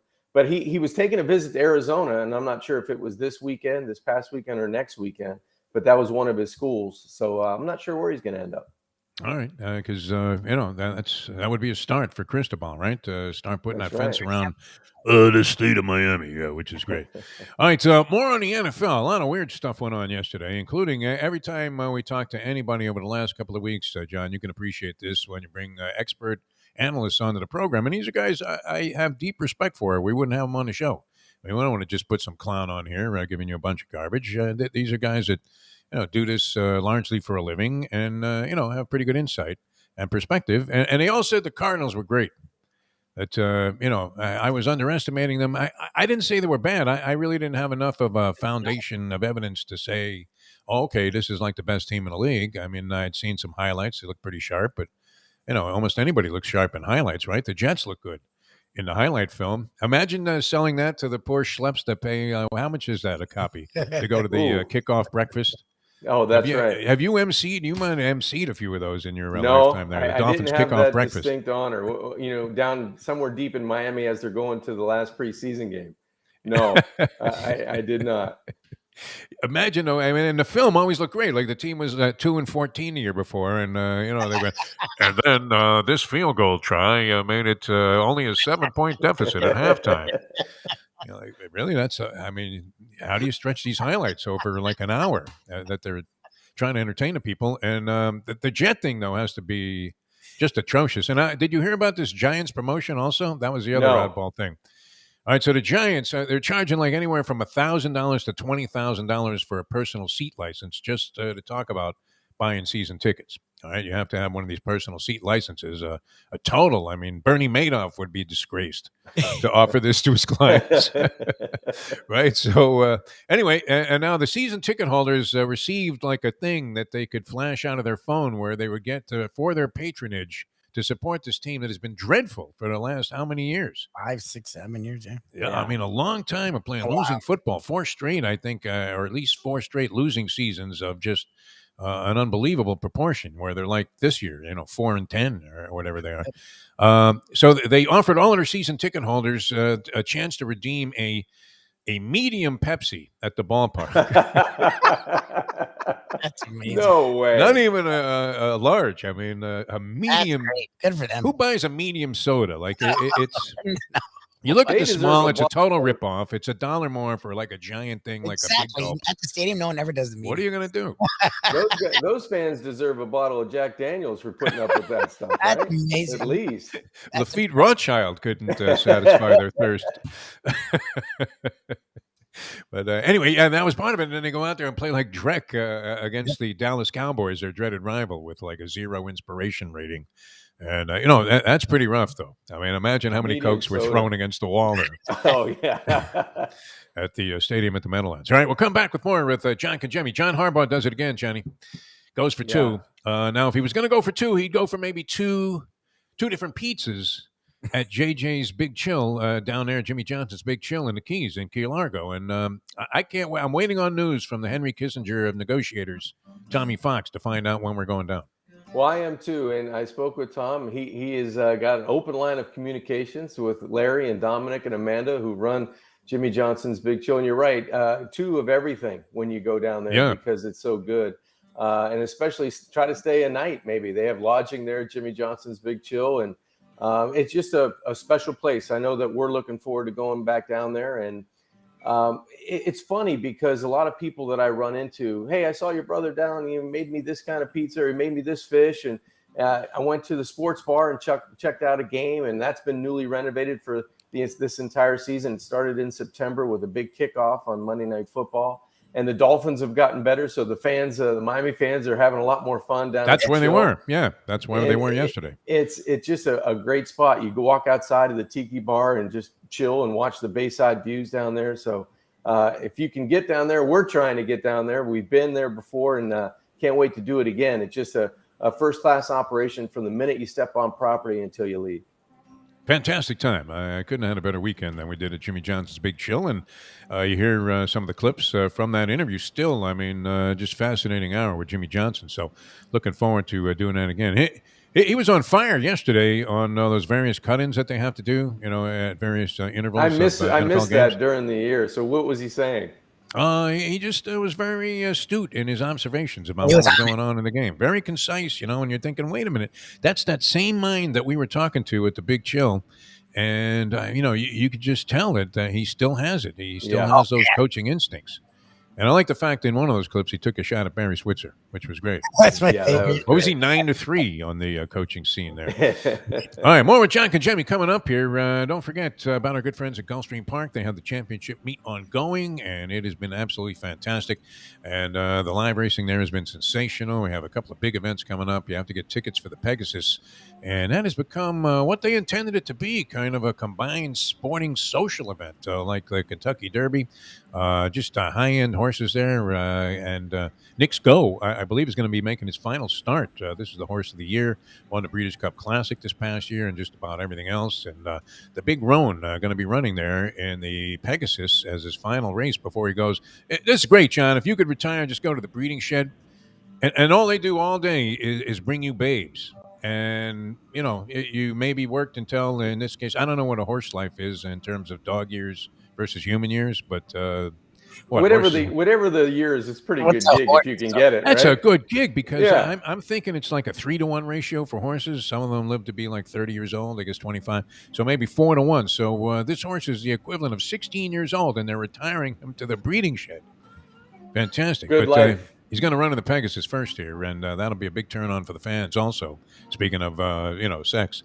But it'll be very sexy, the entire affair there, the Pegasus Stakes at Gulfstream Park. Check the calendar of events at gulfstreampark.com. All right, more Dateline Dolphins with John Congemi. The dogs are barking, John, as predicted, in the bowl games, 7-1 against the spread, the underdogs. All you had to do was take the points. And you were in business there. I don't know if we saw anything conclusive there. We're curious to get your thoughts on that. What's upcoming in college football as well with John Congemi and some more talk about the NFL in just a moment here on the Defo Show on ION Channel. We will be back in a moment on that. The time. It's 8:30.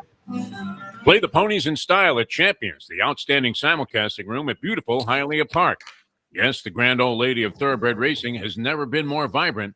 And you can wager on the races from the top tracks around the country while enjoying a cocktail at the Brass Rail Bar or any of the fine food served throughout the facility.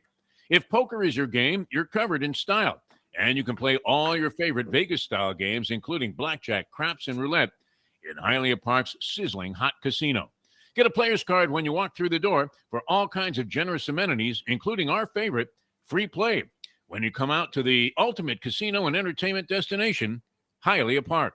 Hey, folks, Tony Segreto here. What if I told you you could go to a great restaurant, feel completely safe because their COVID protocol is unmatched, have an amazing meal, have a great time. When the bill comes, you won't get sticker shock. You're going to say, that's too good to be true. No, it's not, because I'm talking about Texas Roadhouse. Great family atmosphere, great atmosphere for a couple, great atmosphere if you just want to go by yourself and watch a game and have the coldest beer in town. And while you're doing that, have the best bread in town. All at Texas Roadhouse. Everything you get there is fresh every day and made sure it's served at your table, hot and ready to go. And the best part is you don't get sticker shock because the prices are amazing. Texas Roadhouse. Hey, it's Mike Mayo for Even Keel Fish Shack, corner of A1A and Commercial Boulevard at Lauderdale by the Sea. It's my favorite place now for great seafood in a casual beachfront setting. They've got happy hour 4 to 7 Monday through Friday. They've got great dishes like grilled oysters and oysters on the half shell, bang bang shrimp, lobster rolls, octopus. They also have burgers and chicken for those who don't like the seafood. They're open 7 days a week for a lunch, dinner, and weekend brunch. Go to Even Keel Fish Shack. Go say hi to Dave and Brad and tell them the Gambling Gourmet sent you. Recently we realized it's not just hurricane season that can hurt us. Any time of year, things can happen to your home or business. And the insurance company can be your friend, but they also can be your enemy. Horizon Public Adjusters, Justina Testa, are here for you to help this process go so much easier. Before you call the insurance company, call Horizon Public Adjusters and Justina Testa at 954-809-8752. Would you go into court without an attorney? So why would you go up against an insurance company without Horizon Public Adjusters and Justina Testa? 7 to 10 times more money recovered with a public adjuster than if you went on your own. If there's no recovery, there's no fee. Give them a call at 954-809-8752. Why go up against insurance companies alone when you can have Horizon Public Adjusters and Justina Testa on your side? Buy or lease a Taos and take it to the house at Deal Volkswagen. Anna and her team make your next VW purchase or lease so easy with new inventory rolling in daily and the biggest selection of certified pre-owned vehicles in the business. You can make your deal online at dealvolkswagen.com or visit the beautiful showroom in the classic location, 3601 Bird Road, right in the heart of the Gables. Or give Anna and the team at Deal a call at 305-448-DEEL. Jettas, Passats, Tiguans, Atlas models, and the hottest vehicle in the industry, the new Taos, all at unbeatable prices and all ready to roll off the showroom floor at the #1 Volkswagen dealership around, Deal Volkswagen. Jimmy Johnson joins us here on the program, along with John Congemi and its Dateline Dolphins, of course, Leslie Visser, the lovely and talented one. It was always different. You had to know if it was Emmitt Smith, if you screamed at him, he was going to go into a shell. I wasn't going to get anything out of him for the rest of the day. If it's Charles Haley, he was going to get upset at me and maybe threaten me on my life. And I mean it. Yeah, but I mean it. And he could have done it too, I promise. But when he went into my office, he said, Coach, just get on to me one-on-one. Don't do it in front of the other players.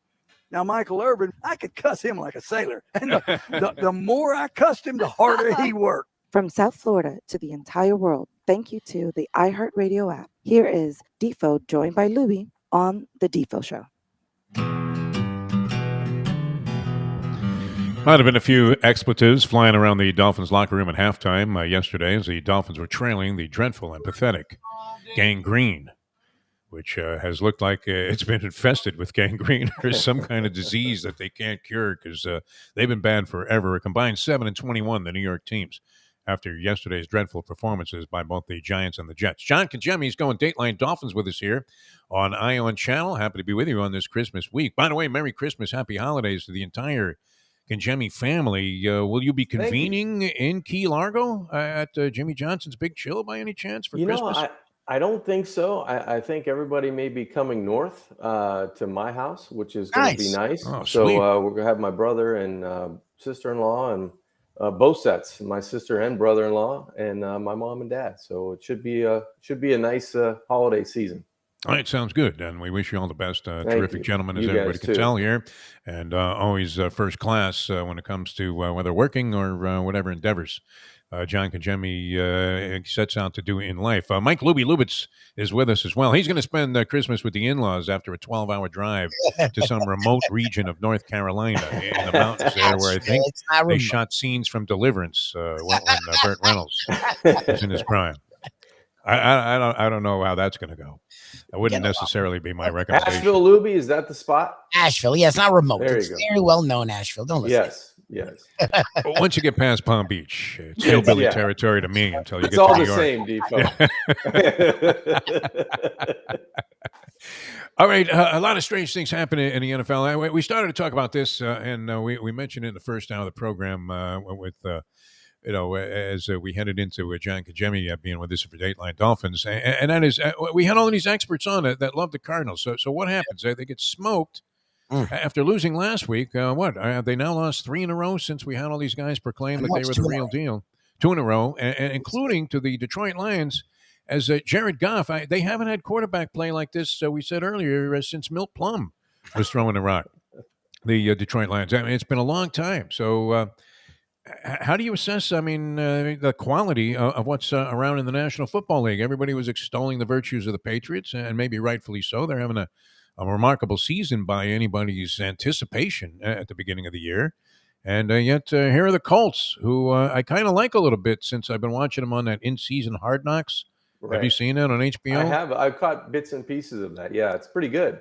Kind of a together unit and an interesting approach to coaching by Frank Reich, who, of course, is the comeback kid. And they started out also, like the Dolphins, pretty horrendously. I think they were 1-3 in their first 4 games and managed to work their way eventually back to 500. Now knock off the Patriots and look pretty good. But the Cardinals, what are your thoughts about the Arizona Cardinals, John Congemi? I don't know if you've seen that much of them because you're usually, they're always in a late game.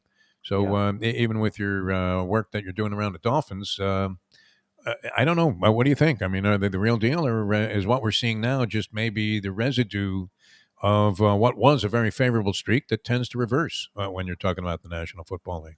I think it's more about a long season. It's hard to keep the level of consistency to a point where you're that dominant week in and week out. Now, there are some dominant teams, But just take a look at Tampa Bay and New Orleans last night.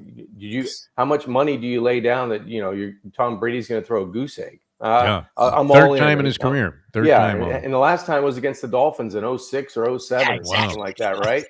So 722 straight games. This guy hasn't been shut out, and here he is on the threshold of doing it tonight. But you lose some pieces to the puzzle, and all of a sudden, Tom Brady looks, where's the kryptonite, right? It's not, something's around. So the Cardinals going through a little bit of the same thing. They lose a receiver on the outside. The running game, isn't going to be maybe as consistent.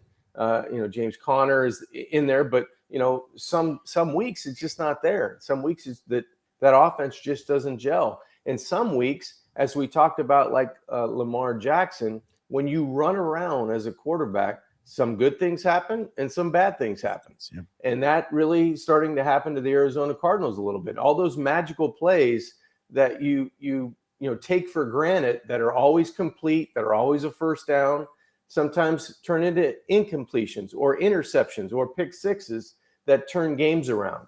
So once dominant teams for the majority of the season run into that 1 or 2 week skid, it all depends on how, can they get by with their C game? They win a lot of games, majority of the games when they're playing on their A game and B plus, but can they win games when they're a C minus? Do you get the turnovers at the wrong times? That happened to Green Bay, that happened to Tampa Bay, and now it's happening to Arizona. Mahomes, and this is interesting because I go out Friday night, and you know how you don't want to answer anybody's questions, especially if it comes from somebody that you don't know very well. When they say, so what are you, Democrat or Republican? And you don't know what to say, right? You just want to stay out of it because Can you pass the mashed potatoes, please? Exactly. Yeah. And they're Republican, you're finished, right? You're going to hear Rush Limbaugh for the next 24 hours ringing in your head. But so this guy asked me, I was at a show at the Funky Biscuit, and a friend of mine was sitting next to me, a guy that I hadn't seen for a while, and he introduces me to the guy in his party who was the nephew of the great actor Zero Mostel. So he knew everybody, and they're all coming up to him. And then he asked me, hey, Mr. Sports, he says it like that. Hey, Mr. Sports, what do you think of Patrick Mahomes? Now, I just watched Mahomes, look pretty good to me. I mean, you're not always going to be perfect. The guy's been to 2 Super Bowls. He's won one of them. Not having the greatest year this year. And who knows? Maybe is he regressing? I'm not sure. He kind of blew it there in that second Super Bowl try. And everybody said, well, you see, not really all that great. But I would take him in a second over most anybody else at this stage. And I said, I really like Mahomes. And they both looked at me like I literally... You're crazy. Like I was flat out of my mind, John. Like this was the dumbest opinion they ever heard. And like, how could you possibly ever get in front of a microphone again and talk sports as if you knew something, which I don't claim to, but that's just my opinion.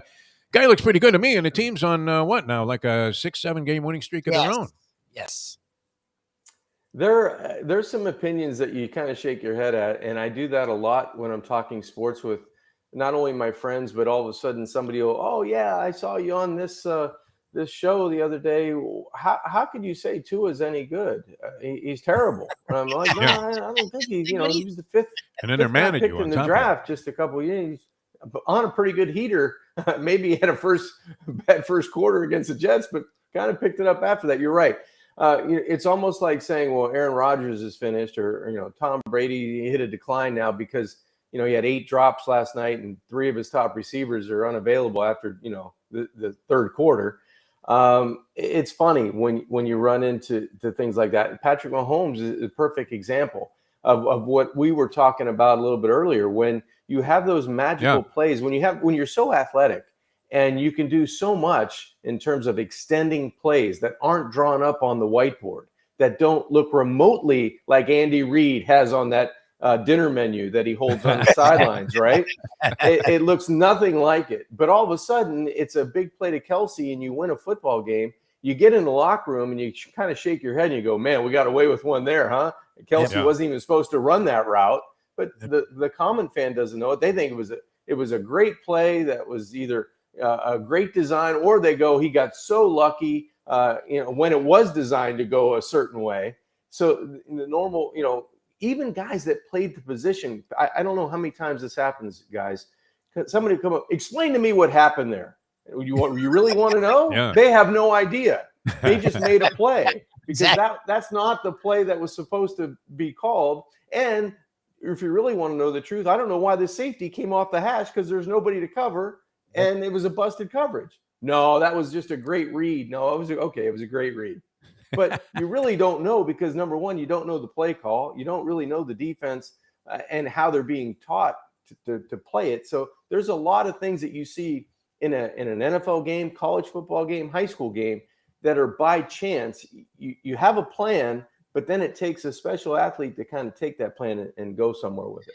Well, it's just funny because, like, in this world, like Defo was saying, you're one way or the other. We do the same thing with athletes. We make them the best thing ever, which I always thought that was weird with Mahomes. I thought Mahomes was great and he deserved all his applause, but still it was only 2-3 years. So it's like, let's not call him Montana. But then now, once he has one slight of, he's not great. Now he sucks. He's bad. Yeah, It's like, we got to get rid of him. No, he was never he as jumped good as down my you made him, throat.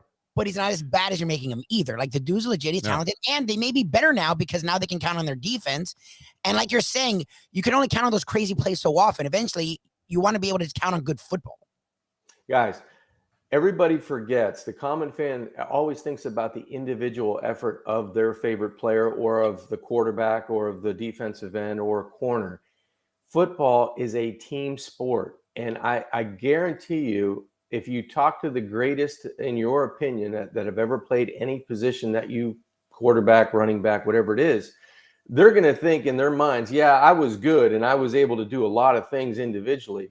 But if they really tell the truth, collectively is how you get it done.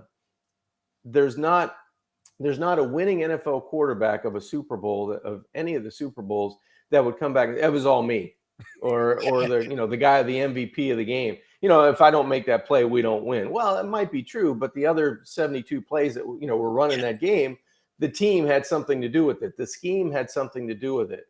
The influence of everybody that touches that football team has something to do with it. And once you lose that, I think you lose perspective of what team sports are all about. So I think it comes back. Yeah, you can have individual great efforts, off the chart games, but unless you're playing golf or tennis or whatever you're doing, individually, when you talk about a team sport, it is collectively that group.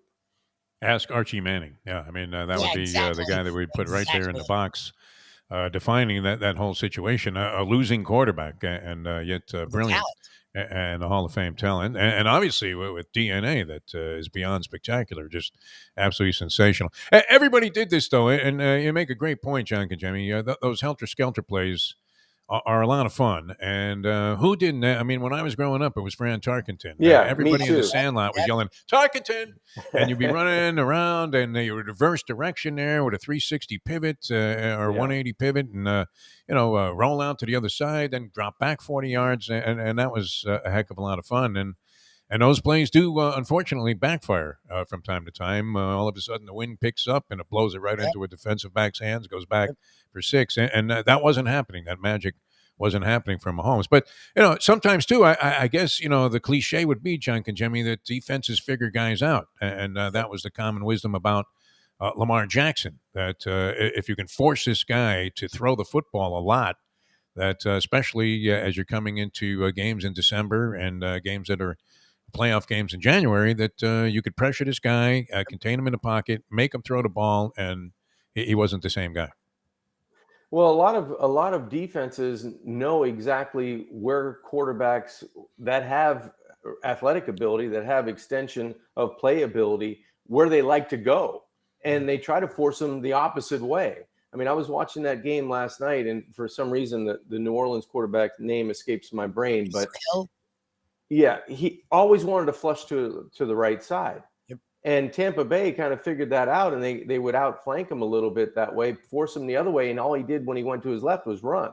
Yep. So, it was a situation where I'm sure the Dolphins are going to look at the game tape last night, because they're going to have their hands full with that front seven of New Orleans. But when Taysom drops back and he feels like he actually moves himself out of the comfort of the pocket, they're gonna know which way they want to direct him to flush outside, and he's not going to make that many plays with his arm. He's going to pretty much become a runner when he goes to his left. Talk about peeling yourself off the mat. So I fall asleep. The game's like 6-0 at halftime. I was kind of half asleep after it was 3-0, and you're figuring, okay, if this is all the Saints can do offensively, they're destined to get destroyed in this game. So I pass out, and I have the Saints, I believe, not getting enough points to make me feel comfortable about any of it. And then I wake up and I see the scores posted on like ESPN, 9-0 Saints final. And you're hitting refresh. Oh my God! I mean, it's like preposterous. Like I thought I was frozen in time there. Like it can't be the final. What are you guys talking about? And Tom Brady shut out. I mean, he looked as devastated. I'm not sure, but I would imagine it would be the case if Giselle had just left him a note on the bed when they got back that she was gone and she was taking the children. I mean, he didn't look too thrilled with it. Did Bruce Arians lose some weight, and is he wearing a suicide kit there? What is that thing that he's wearing? I guess it's some kind of communications device, but does he not look like some bomber that's going to roll into a place in Lebanon somewhere and detonate himself? I think Bruce feels more comfortable with the buttons for offense, defense, special teams, whoever he has to talk to right here, because normally you wear it on your back hip and you're always messing around with the buttons. Yeah. I think he feels more comfortable right in front of him. He might have taken accordion lessons or something at some point in time. Maybe that's something that's coming up from the distant past. All right, more with John Congemi coming up. Jimmy Johnson's Big Chill. Tommy Fox, as I said, I mean, if anybody could navigate this territory here and work out a date and all of the things that we need to work out to get this done down at Jimmy Johnson's Big Chill, we will be heading down there. And I've been asked to, is it okay if some of the public comes down and, helps us out there with the show? I think so. I think that's that would be welcomed by the Big Chill. So, yes. Be nice to see the Ion Channel people in action there when they're producing like on remote location. How tremendous will that be? And Lubie, think you can work this out on your? No, we're hoping to come down there with like a full production there and capture the essence of what Jimmy's all about. Just absolutely a spellbinding teller of stories or storyteller when it comes to anything related to football at any level, college, pros, just absolutely fantastic. History, modern day, it's going to be great. And of course, John, as you know, the food and drink there, fantastic. The Italian fisherman for Christmas. I mean, do you? I would imagine, Congemi, you probably, I don't know, I don't want to cast any stereotypical type of stuff, and I don't mean this in any but the highest of complimentary fashions. Would you have a pizza oven in the home? No, we do not. But my brother may be taking a couple of pies from south to north. Oh, nice. From the Big Chill, yeah. So hopefully Dominic's watching or listening today, and please, the normal, just bring the regular stuff would be perfect, because whatever he brings from Jimmy Johnson's Big Chill is always good, and he's always preparing it in the kitchen for us personally, especially on Christmas Eve. So it's just a great spot. I can't wait to get back down there, because it's just you get on property and you kind of just go, oh man, I'm here. I can just kind of kick my feet up. I can eat and drink with pleasure. I can relax, and I know I'm going to be taken care of in a first-class manner. So Jimmy Johnson's Big Chill. I run into friends. I run into acquaintance when we talk about the show, and they love it down there. People just repeat performances back and forth from wherever they live in South Florida. They find their way down to mile marker or right over the bridge there in Key Largo, 104, and just it's unbelievable. It's a beautiful place to be, and my brother and Larry, they think they run it, but Amanda does an excellent job of keeping those guys in line. And it's just a great spot to be. Now, is Calvano going to be there? Larry Calvano? I hope and so. Maybe Tommy Fox in a St. Thomas reunion type of deal there in conjunction with Christmas? If those guys don't injure themselves on Sundays with the band, I think they'll be there on a Monday show. Absolutely. What vocal cords too? I mean, you have a great voice. Obviously, your broadcasting career speaks, to that. But not that you necessarily need a great voice, because what would you qualify Lubie's voice as under those considerations? Unusual, unique, understatement. But your brother, man, sings like the proverbial bird, man. He's absolutely fantastic. He's working on it. I mean, they even have a day during the week after work that they have a rehearsal. Really? So this is something that's you mean that was an ad lib? It's gone to the next level, Defo and Lubie. So it's fun when you get to watch those guys that they're actually working at it now, which is great. Wow. That gets a little frightening with musicians, when they practice so much. Pretty All right, soon so- he'll be talking to me with his hand on his ear. I can't hear you. Sorry. All right, coming back with more. We'll wrap things up on this edition of Dateline Dolphins with John Kajemi. Always a lot of fun. Brought to you by Jimmy Johnson's Big Chill in the Keys here on Eye on Channel. Mike Lubie Lubitz. I'm Jeff Deforrest. The handsome one is John Kajemi. And back with more in a moment. Now that. It's 8:53. Since day one of old school, we've had Catholic Health Services be part of our family. They are recognized as the quintessential rehab facility in the Southeast for strokes, but it goes well beyond strokes because Catholic Health Services is in the community of South Florida to help the community stay healthy. And if they're not healthy, get them healthy and get them back on their feet quicker than they could have ever expected. They do it every single day. It's step and repeat 24/7. Catholic Health Services. Destination Sport Miami is here to revolutionize the sports landscape in South Florida.